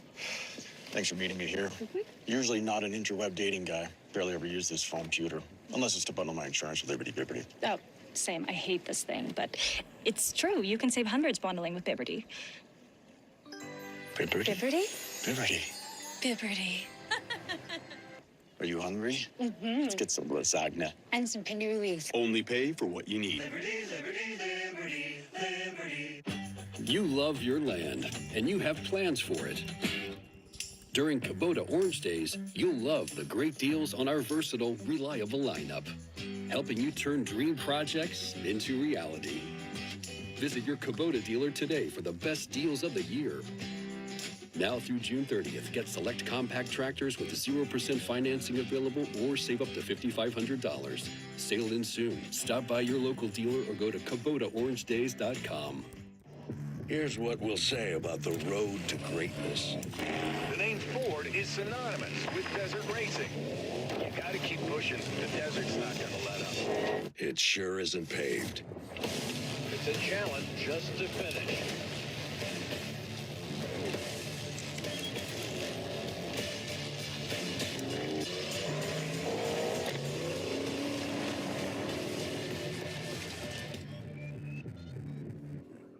This is Arby's quarter-pound pulled pork and chopped brisket. Both are smoked slow for up to 13 hours. Tender, juicy barbecue like this isn't magic, although there is a lot of smoke involved.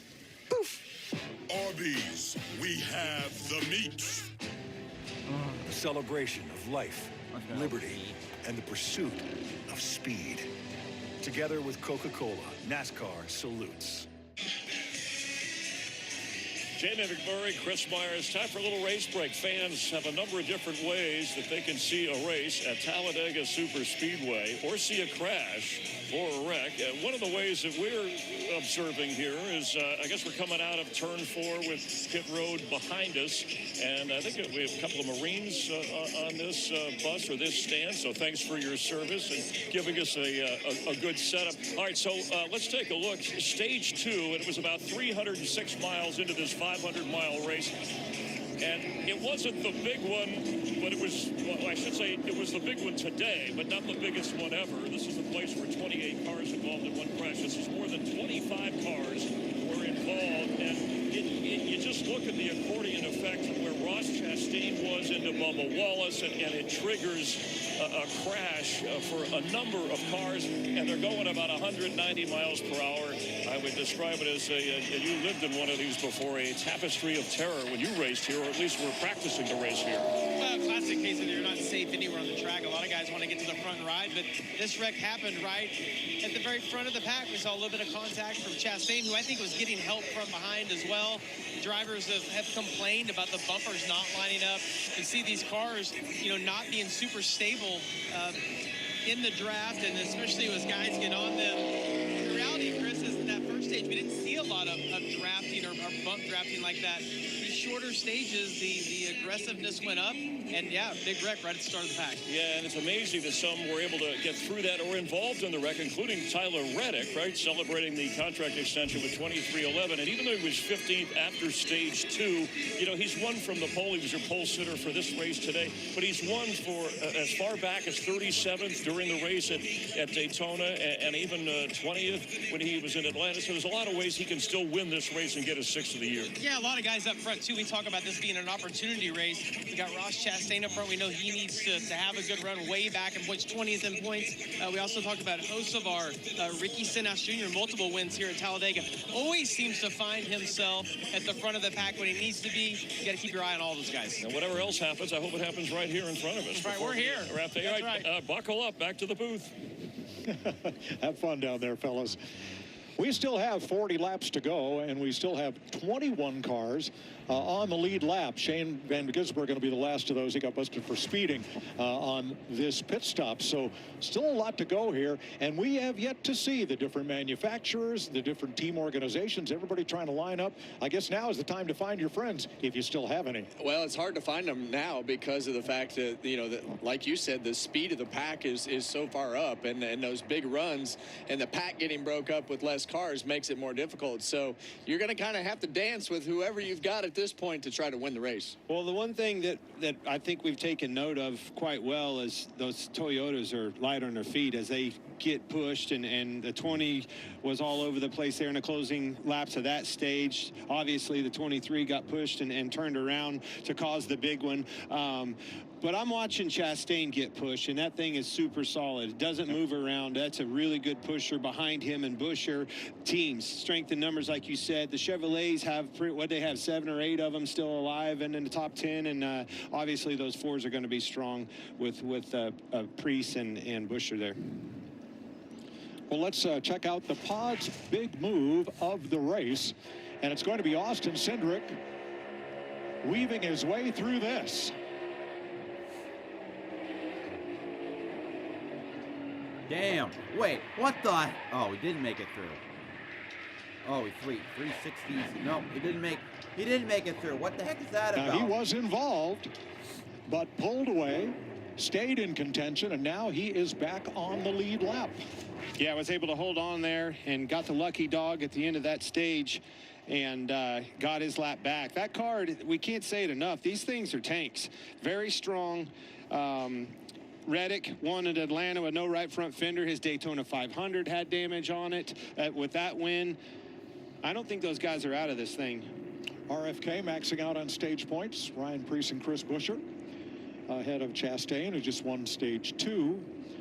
Yeah, great points today for those teammates, RFK and Buscher and Priest. And Chastain, again, I think that number 1 car is looking mighty fine for the end of this race.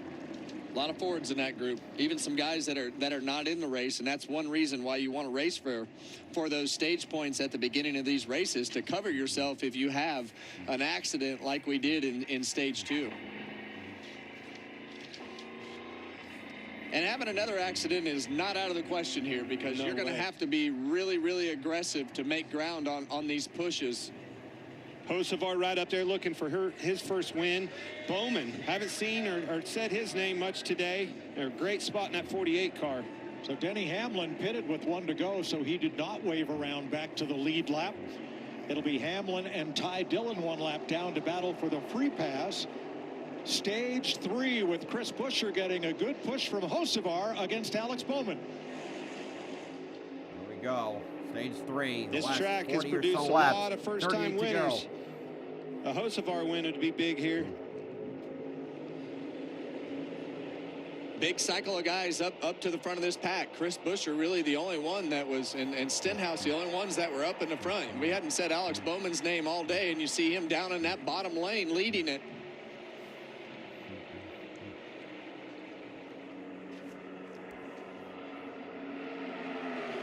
You can see the inside line kind of deteriorated down the back of there. Cody Wareham watching him. See the gap between him and Stenhouse. He wasn't able to pull up to the back of Stenhouse and help that line go to the outside. That's that hungry driver looking for his first win. Carson Hocevar. Here we go. The Hocevar has Jones behind him. And he's got help from Eric Jones. And behind him, Chase Elliott. Yeah, and 37 laps to go. We know that these guys are hammered down all the way to the end right here. You think that's a long time, but these laps are going to click off pretty quick right here, so you've got to do everything that you can to make up that track position early in this stage. Jones pushing hard on Hocevar on the outside. Bowman giving good pushes on the bottom. I really like how that 47 car sucks up to the back of the cars and creates those opportunities. And the other thing that I notice about that 47 car, Clint, is just you see how off-center a lot of these guys are. He's always super square to the back bumper of whoever he is pushing, and that's what makes good speed.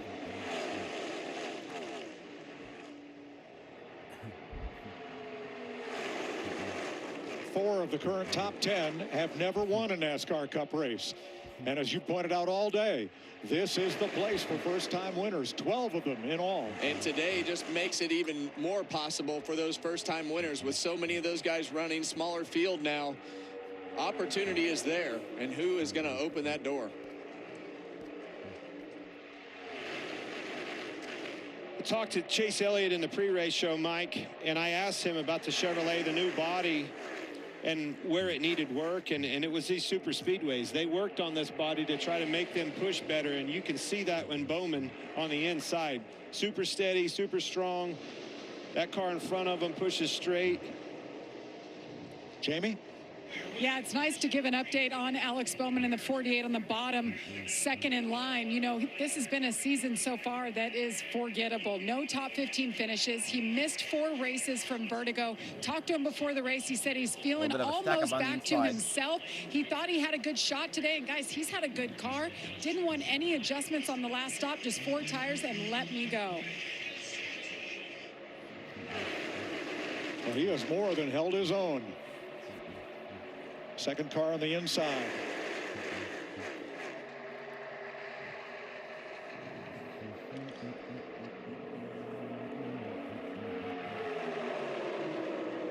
See that second car right behind Carson Hocevar right there, Eric Jones. A lot of experience in that seat.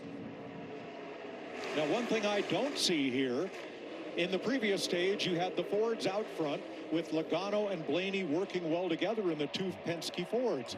I don't see manufacturer link-ups in this group the way things are right now. I just don't think that you can afford to do it. I think with the way that this all cycled out from the pit stops and everything, pushing Hocevar there's just way no out way front. that you can get everything aligned at this point and have a good chance at winning it unless you have something miraculous happen at the end. Well, now instead of showing you a car commercial, thanks to big Toyota, Superspeedway, we're going to keep it that right being here on Atlanta, track in Daytona, Talladega, not and including go Atlanta. Toyota. Hocevar was in position to win the 500 until an incident with a few laps to go. Could this be redemption for that? Erik Jones, right up there among the leaders. He's had success on NASCAR's biggest racetracks. And I mean, who doesn't like Doritos, right? Josh? Well, guys, just an update on Erik Jones. We talked about how the system has changed. It's no longer a win and you're in the playoffs. But for this 43 team, a win would still mean a lot here. Erik Jones has really good numbers here. 5 top 10s in his last 9 starts at Talladega. And the team felt good heading into this one. Talked about maybe it doesn't get us into the playoffs if we can come away with a win or a very good day. But the meeting, that's going to be much better on Monday. It's going to give us momentum. It's going to be a big points day for us as we move forward. And we know how important momentum is in this sport. Buescher moved to the inside, is now leading the low lane. Who are we looking at? Nemechek or Bell or Reddick? They're all by each other. You see Nemechek and Christopher Bell right here. That pit stop has put Bell back in what's left of this pack by having to put more fuel in that car. John Hunter Nemechek right on the outside of him, running 13th and 14th.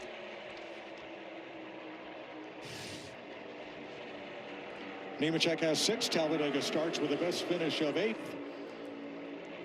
Was 14th here last fall. See Reddick, they worked on that car quite a bit during that last caution. Another opportunity, put some Band-Aids on the front of it, get that left rear quarter panel in. This thing is not out of it. And they don't quit, do they? No, they don't. And you're exactly right not being out of it. As we get towards the end of this race and things get even more aggressive than they are right now. I mean, there's just going to be some things that move around, and just being in the right place at the right time to capitalize on it seems to be what the strength of this 45 car has been this year. Right place, right time, fast cars, and capitalized and taken advantage of it. And that's why they have, what, a 100-point lead when we came into this. And they just always prevail and stay on this racetrack and get it all. And he won this race 2 years ago.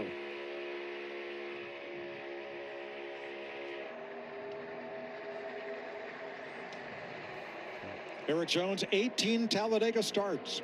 Runner-up here in the fall race in 2020.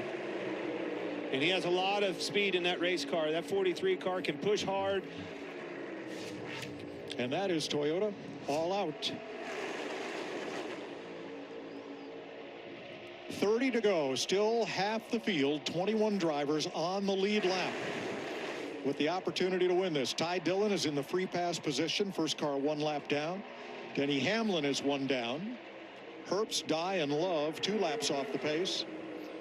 Zilic -3. There will be a moment coming up, as you can see, Buescher, you know, working them bottom, working the outside as those runs start coming, where it'll stack them up and somebody will have to check up, and that creates a moment, an opportunity for people in the back to capitalize on that. That's what you're waiting on.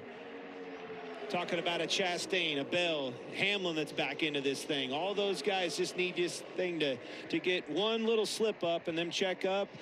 They'll get fanned out 3 wide and you can get right up through them. Yeah, and usually those slips result is from a push that is too aggressive, and when you're not making ground and you're stuck back there, then you start pushing hard. Now right now you see first 2 cars on the outside, first 2 cars on the bottom, both great pushes down the back straightaway. But look at the gap.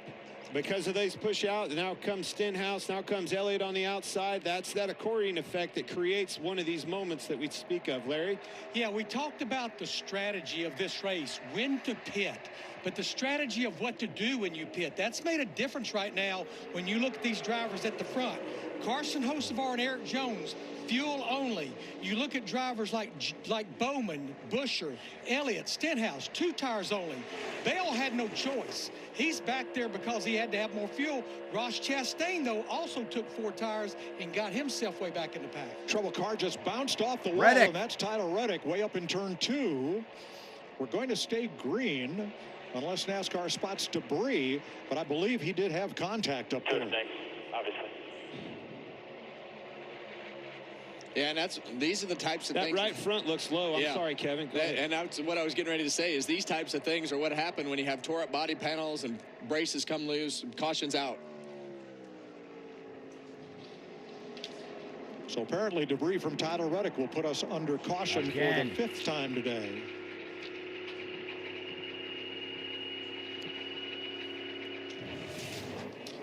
Yeah, we're watching him right on the bottom, and I think you're going to see a lot of the kind of the same thing that, yep, right front. You can see him start to go up, much like we saw with Gibbs, but a lot better scenario. There it's down. Yeah, and you Wow, see, well, and the that's whole why the carcass caution is came flew out, off. the carcass of that tire rolling off onto the racetrack.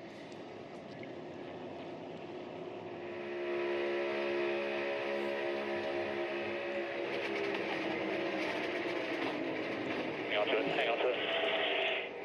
The crazy part is I don't think she isn't killed yet. Nope, he's going to keep going. But you see all that damage on the right front tire. So it could have been from something coming loose or rubbing up there. Or he's got a handling condition where the tar's too tight and never know.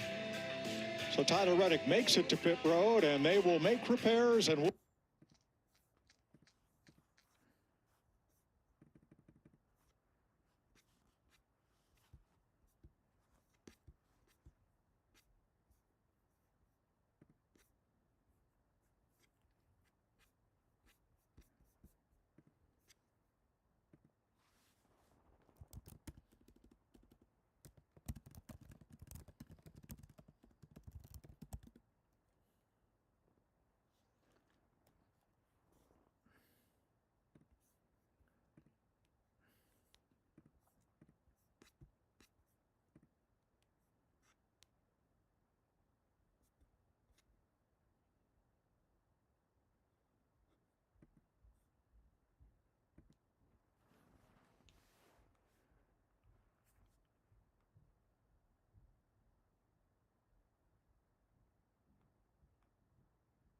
Oh my God, to the gym leader.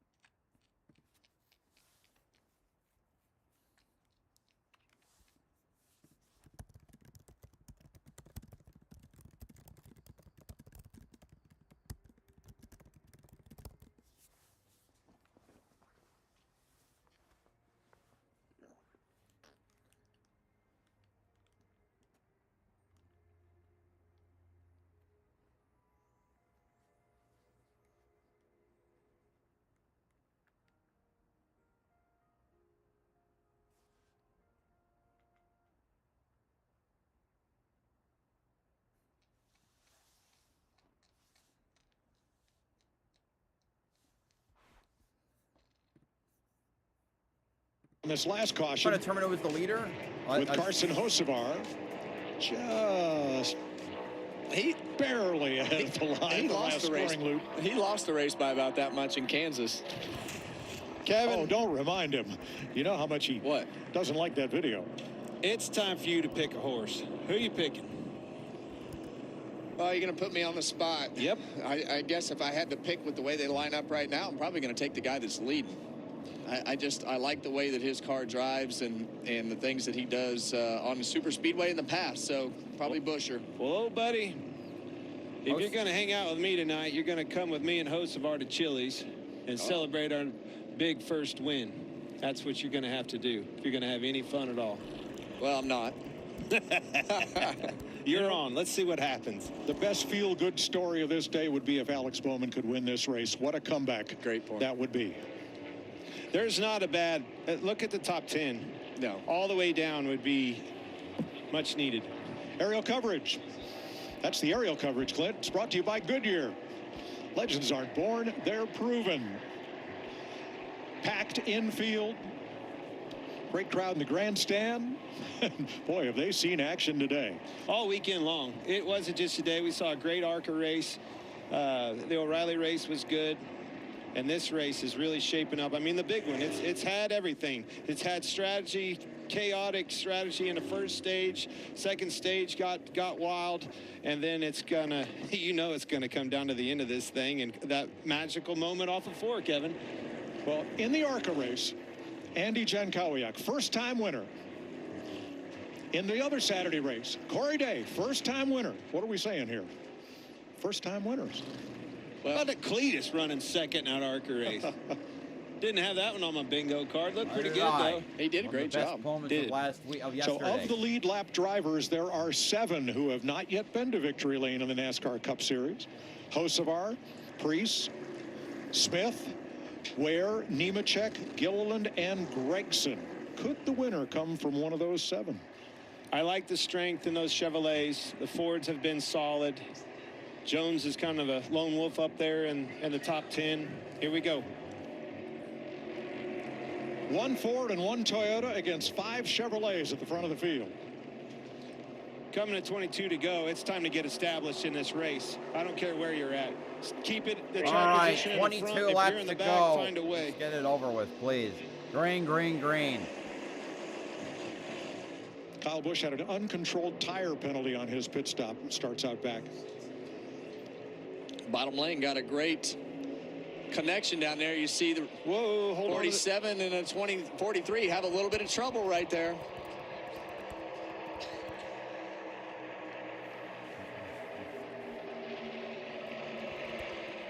And that little bit of trouble is those moments that we were talking about earlier. Somebody slips up, has to check them up. I always explain this like a chain. You get slack in the chain, and it's not successful. You got to keep the slack out of the chain in that line. Starts that slinky effect and slows everybody down. But that's the moment that somebody back there with the no track position is waiting for. Yeah, and you see Hocevar right there, and you're probably thinking, well, why didn't he block that top lane? And I think for him, in his mind, you heard his crew chief, Luke Lambert, talk about putting himself in the right position. And the right position is in front of those 2 Chevrolets in that bottom lane. And it's all about trying to get yourself to exactly what Luke said. The last 2 laps and just being there and making the right decisions until then. Jones's car on the outside, I've been watching him, and that car can really push hard, but you see that slinky effect, the slack in the chain that I talk about. Seems like it pushes him out. He loses the help behind him, and it creates a lot of slack in that outside line. A lot of movement, a lot more movement out there than there is on the bottom. In all the movement at the front of the back, to me, Chris Buescher's number 17 has looked the most stable.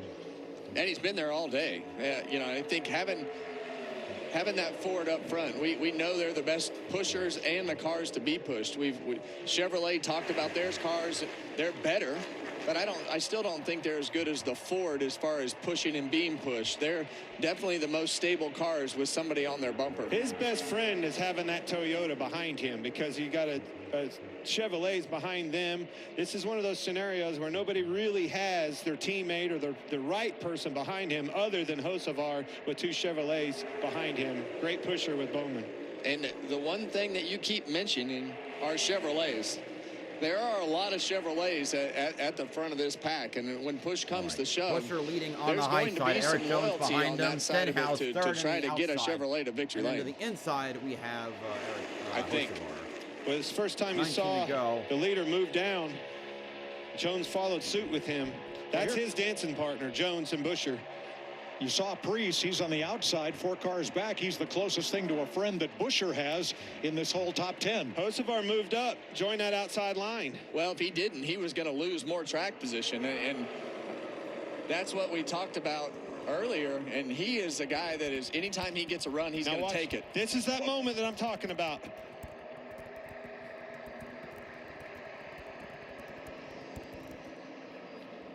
Great communication with Busher and his spotter. Move up, slow that line down, use it, keep this track position. Working well together. And still the same amount of Chevys behind him, but I think he upgraded with his pushers. You see him go down to the bottom lane.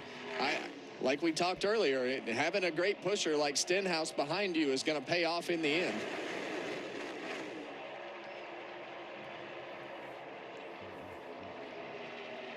You make a couple wrong moves right here and stay on the bottom too long and don't fill that hole like Hocevar did. That's a Toyota on the inside and can't get pushed, much like we saw with Bubba and with Bell. Watch that inside line deteriorate because of that.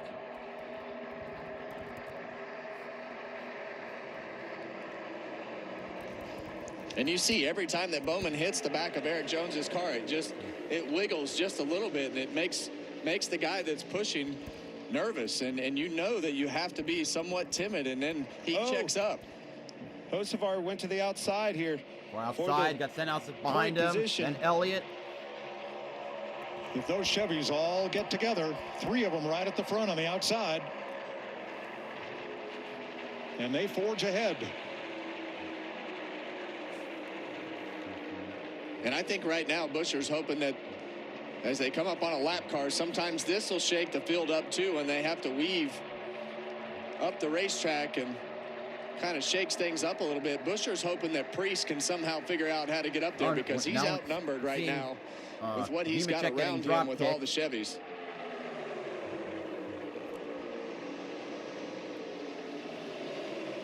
Got that lone Toyota up there with Eric Jones. Can't be pushed, and no other friends. His friends are where he finds them right now. Yeah. Nobody's looking at nameplates.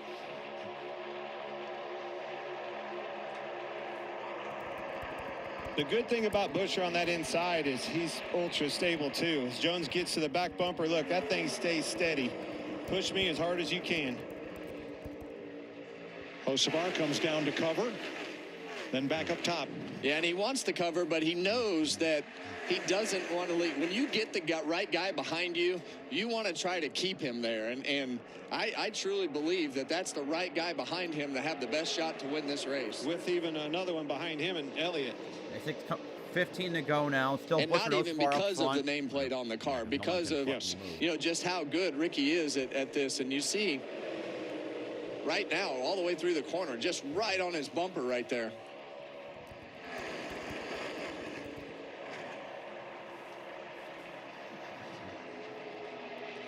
It's going to keep getting more aggressive, and you see that pack. You know, you've got 5 rows now that are starting to get super tight. That's 19 cars within 3/4 of a second.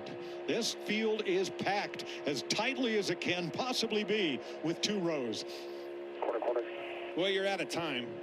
There's no more mulligans. There's no more bailouts without a caution or something. You've got to get the track position, and if you have it, you better hold it. And in a lot of these scenarios, it's okay. Who's the first one that's going to pop out of line? And then who's going to go with him? And all those sometimes you got to take a chance, hoping that the guys behind you will follow you to split Hocevar and put him 3 wide in the middle or something along those lines. What's that moment going to be today?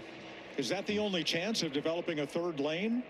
Well, it's not going to last long. It's just going to be when they flare out, and it's going to come back together. You can only do it for a lap, maybe 2 laps before the speed starts to take effect back in the bottom and middle lane. So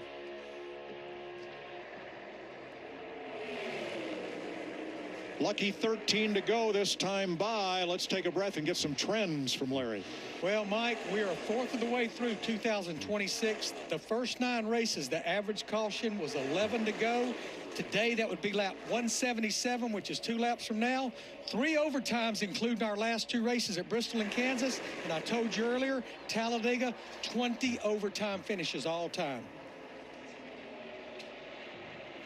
12 first-time winners. Hocevar trying to become number 13.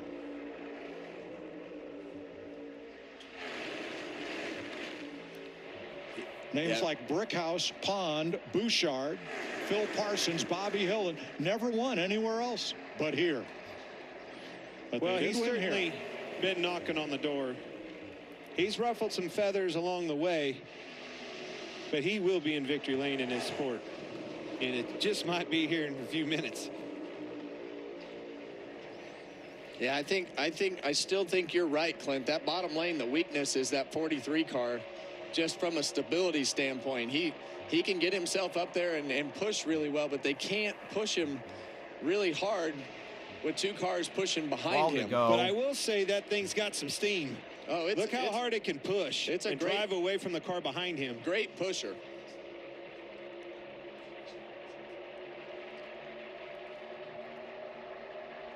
Coming to 11 to go. NASCAR Cup Series at Talladega. Now around the turn tonight, 7 p.m. Eastern time on FS1, the NHRA 4-wide Nationals. And next weekend, the Truck Series from Texas, Friday, 8 p.m. on FS1. And we'll have the NASCAR Cup Series at Texas Motor Speedway next Sunday, 3:30 Eastern time on FS1. 4 drivers on the lead lap trying to break the string of 11 straight different winners here. Elliott. Should Ricky Stenhouse, Chase Elliott, Ross Chastain, or Kyle Busch go to victory lane, they would be the first repeat winner. Otherwise, we'll have our 12th different driver to celebrate at Talladega in its last 12 races. See Jesse Love up on the outside, damaged car. Does a good job getting out of the way. Big bump Austin from Stenhouse to Hocevar. Close call right there with Zane Smith. Busher on the inside will tried to look at the inside of him, run out of real estate, backed out of the gas. 10 to go. Chris Buescher trying to score Ford's 750th win.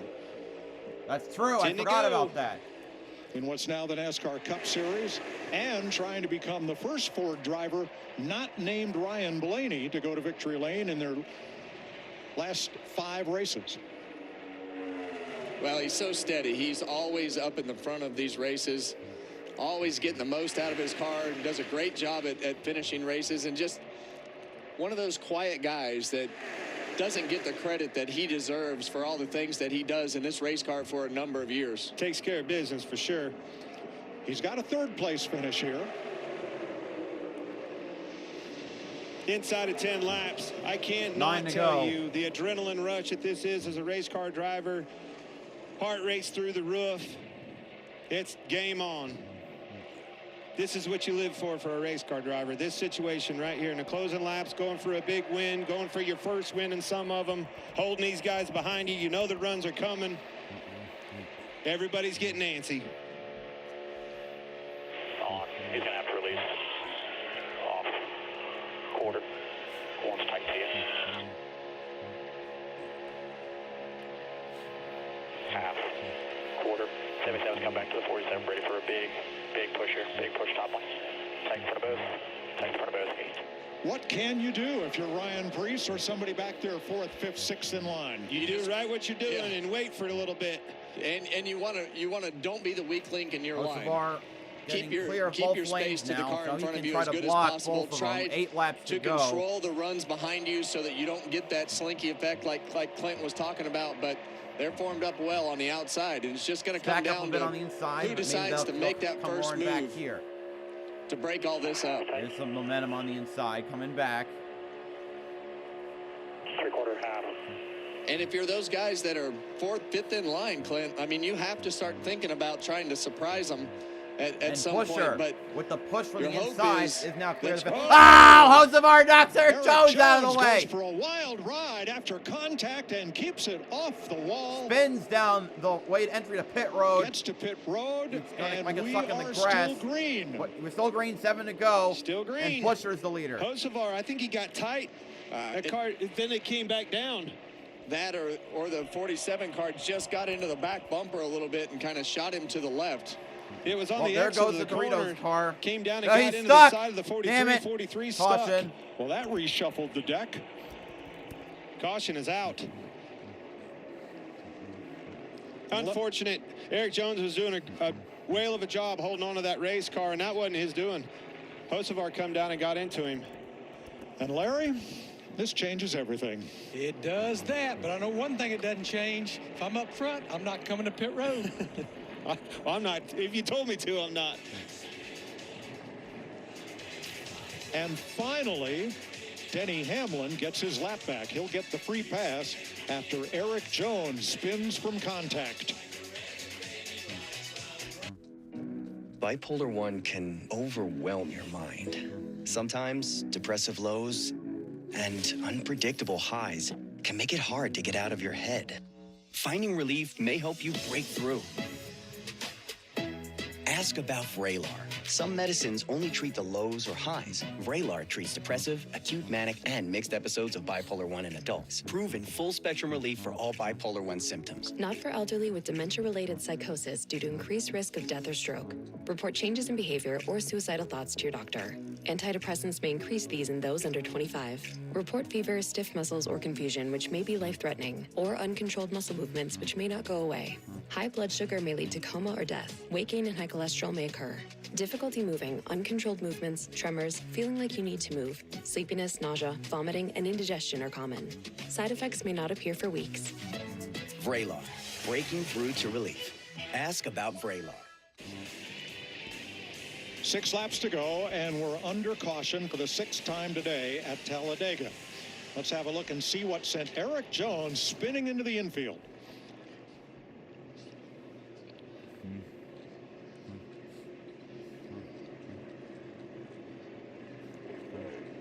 And you see just a little bit off center right there, and just gets into the back of him and shoots him to the left. Really easy to do at these places. I thought I saw Josevar kind of getting tight and moving up the racetrack a little bit, and as Stenhouse got to him, it sure shot him right down into the side of Eric Jones. Unfortunate. Jones is having a great day, right in a great position.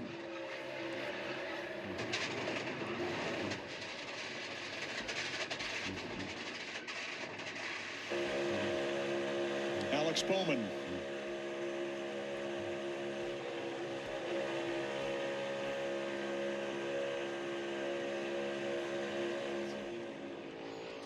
And there's the NASCAR official with the lift system that Larry showed us during pre-race to get that car up on its wheels and able to drive away. Yeah, I mean, looking at that replay right there, I mean, he definitely hit him square right there. I think he just wasn't rolled. He was kind of rolling off the banking all at the same time, not really on the flat right there, and car kind of gets light as it rolls off the banking off the corners. It's just another unpredictability of this race. Tyler Reddick pits. Still going.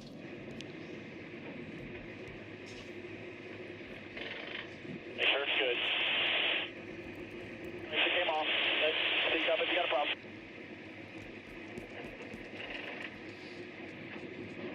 Hard to believe Reddick is still on the lead lap after everything he's been through today. Now, earlier today, 26 cars piled up in the big one. And we've got a radio remix from now. That event.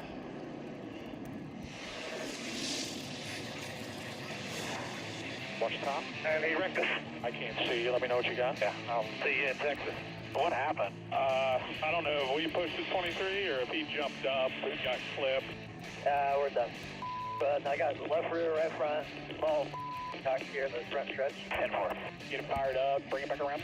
Coming to you in reverse. I hit a lot of things, but nothing super hard.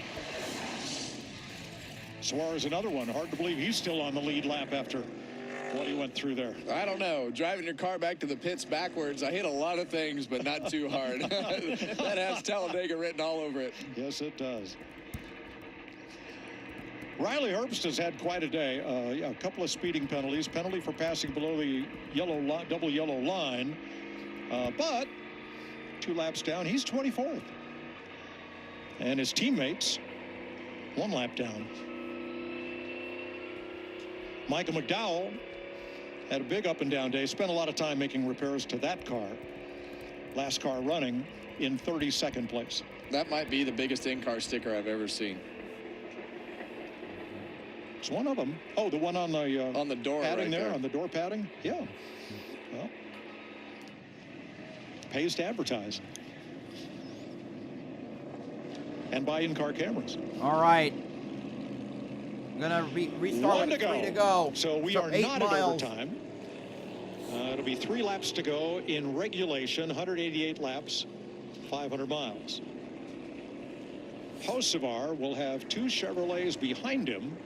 Buescher's Ford will have 2 Chevrolets behind him. Yeah, there's 7 of them in the top 10 right here. So strength in numbers for sure. But I think we're at the point where it's... Your friends are where you find them, That's right? 100%. 3 Fords in the top 10, Buescher, Smith, and Priest. The first Toyota is Bell in 11th.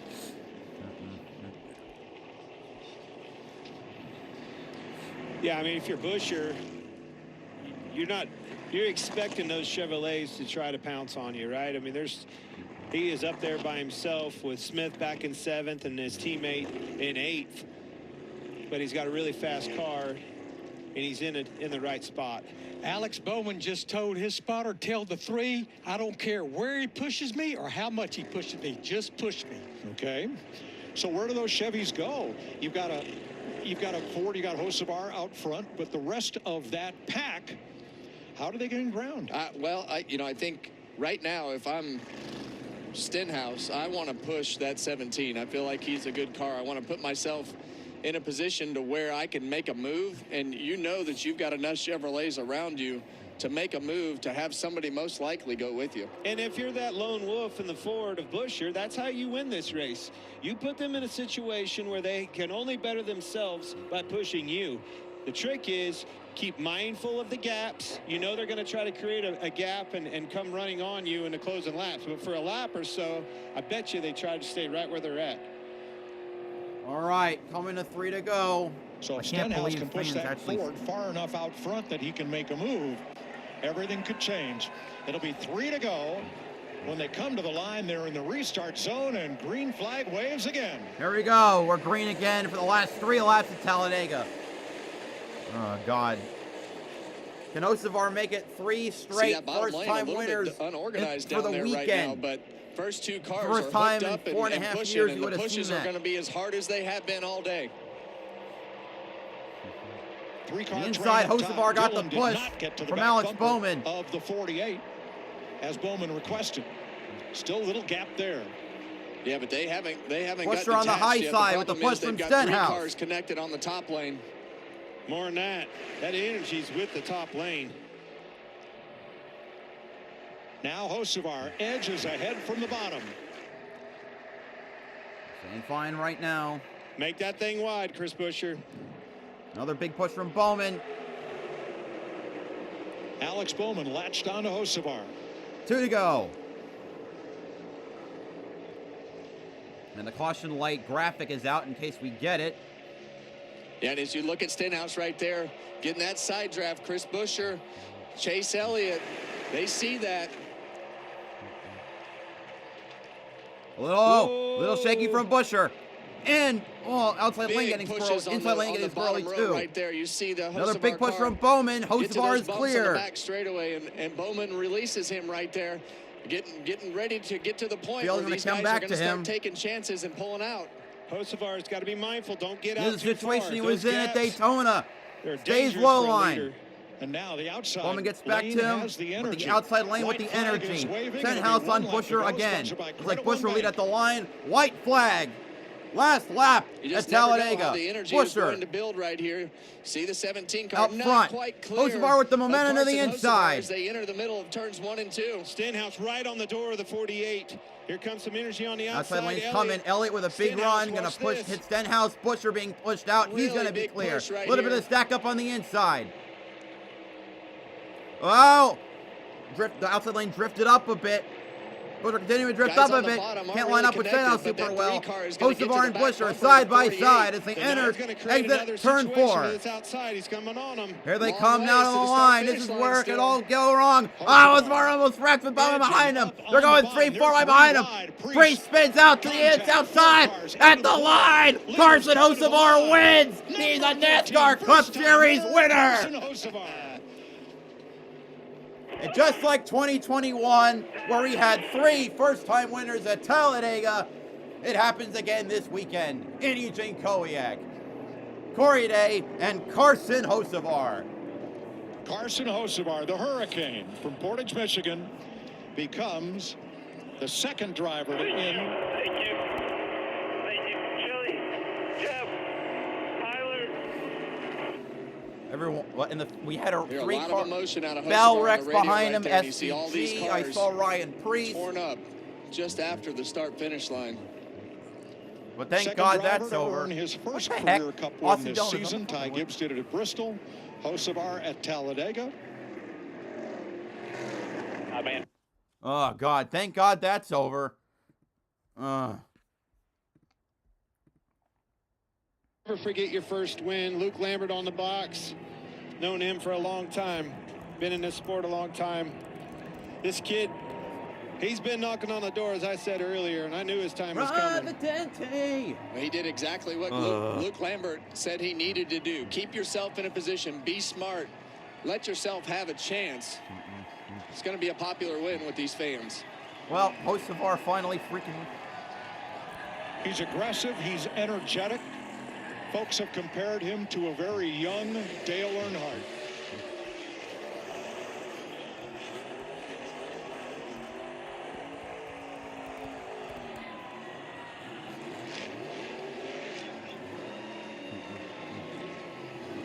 Chili's going to be busy tonight.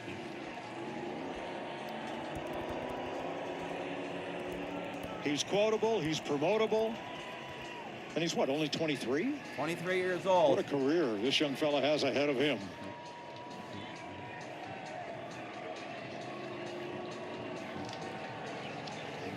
"23 cars finish on the lead lap. Somehow.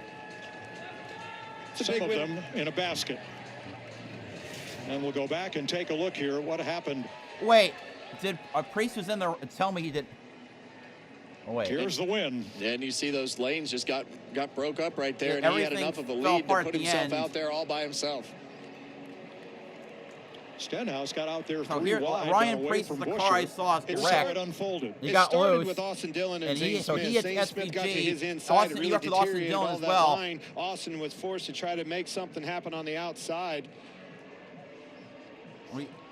Okay. You knew something was going to happen, and Zane going for it really started that. Priest and Van Gisbergen. Anyway, with that finally Spire over, Motorsports. and my leaderboard They've been didn't change at all. Are bringing you the kidding speed me? to these racetracks, qualifying well, finally punched their ticket.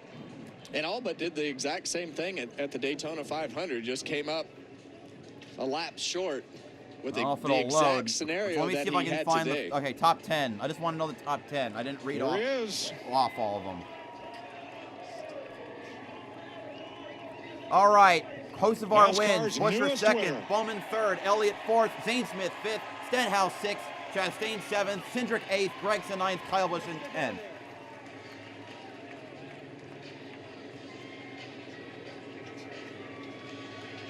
Trying to get out of the car.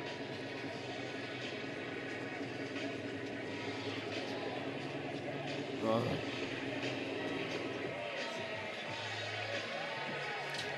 He's got something up his sleeve right here, Clint. I think he's wanting to drive it. He's wanting to hang out of the window and do a burnout, but I don't. No, he's wanting to drive it sitting on the door. I think. Maybe. Which is, that's what he was. His legs aren't that long. He had it running. What the fuck? Well, Alan Kulwicki created the Polish victory lap for his first win. Carson Hocevar wanted to do something memorable for his first victory. He better stop. Better hit the wall. Don't hit the wall, Carson. Not too sure about this, but hey, it's his show. He's got it figured out now. There we go. Now we got it. I knew it. Oh, boy. This is going to be cool.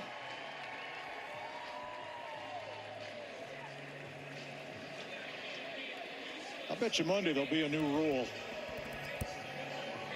Well, better to be a rule maker than a rule breaker. That's what DW always said. Absolutely. How about this?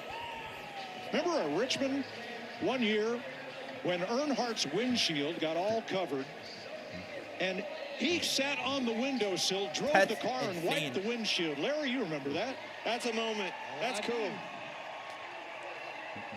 Sat there just about like this during the race, under caution. Climbed back in the seat, put the belts back on, got back to racing. Because he didn't want to make a pit stop and go to the back.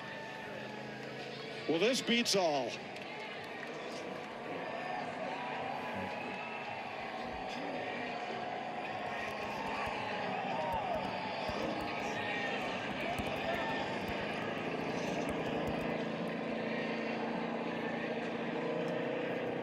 I hope by the time he gets to the start-finish line and our cameraman, he figures out how to stop this.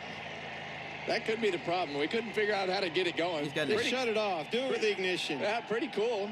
Being able to sit like that with the... But that's why you like this kid. Yes, he's a thinker. Always thinking outside the box and doing something different, paving his own way.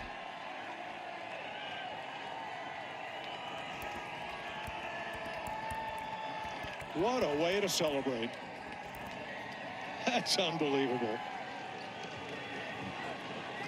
I don't know that we can get it stopped, guys. There we go. Uh-oh. Uh-oh. No. Uh-oh. And oh. Damn. And a burnout. Are you kidding me? How is he doing that?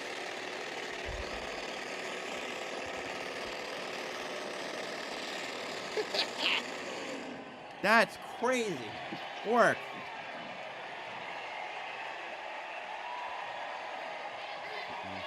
Well, that's a Talladega win right there. Remember where Ricky Bobby went at the end of Talladega Nights? Chili's. Yeah. Wasn't it Applebee's? Regan Smith, how about this? Well, Carson Hocevar, since you've come to the Cup Series, you've done things your own way, and I'm just going to start with this victory celebration. Kind of your own way right here. Yeah, I feel like every time I've ever, just see the crowd, I never really got to hear them. I've had this thought up for a while, and I've messed it up every which way to not be able to do it. And I don't care if it took 20 minutes or whatever, I was going to figure out how to do it. It took me a while. I'm out of breath. But I'm so thankful.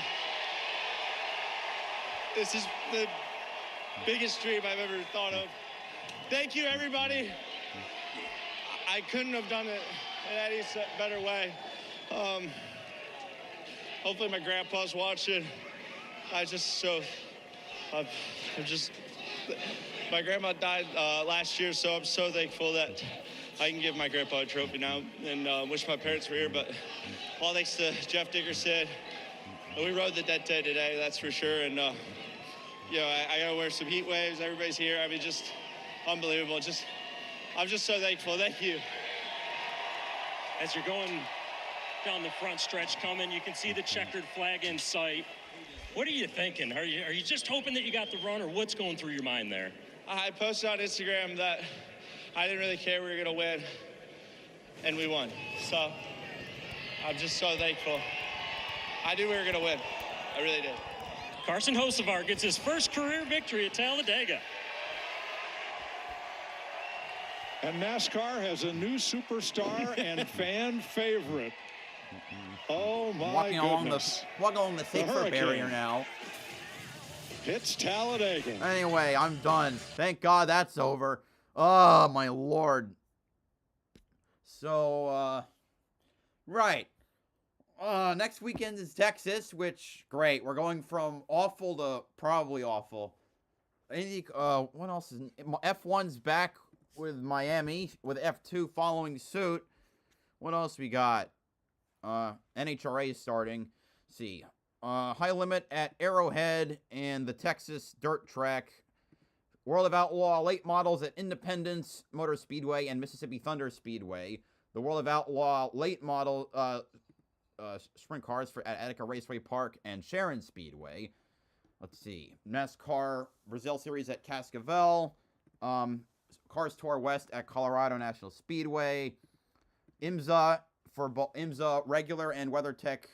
The IMSA WeatherTech Sports Car Championship and Michelin Pilot Challenge at Laguna Seca.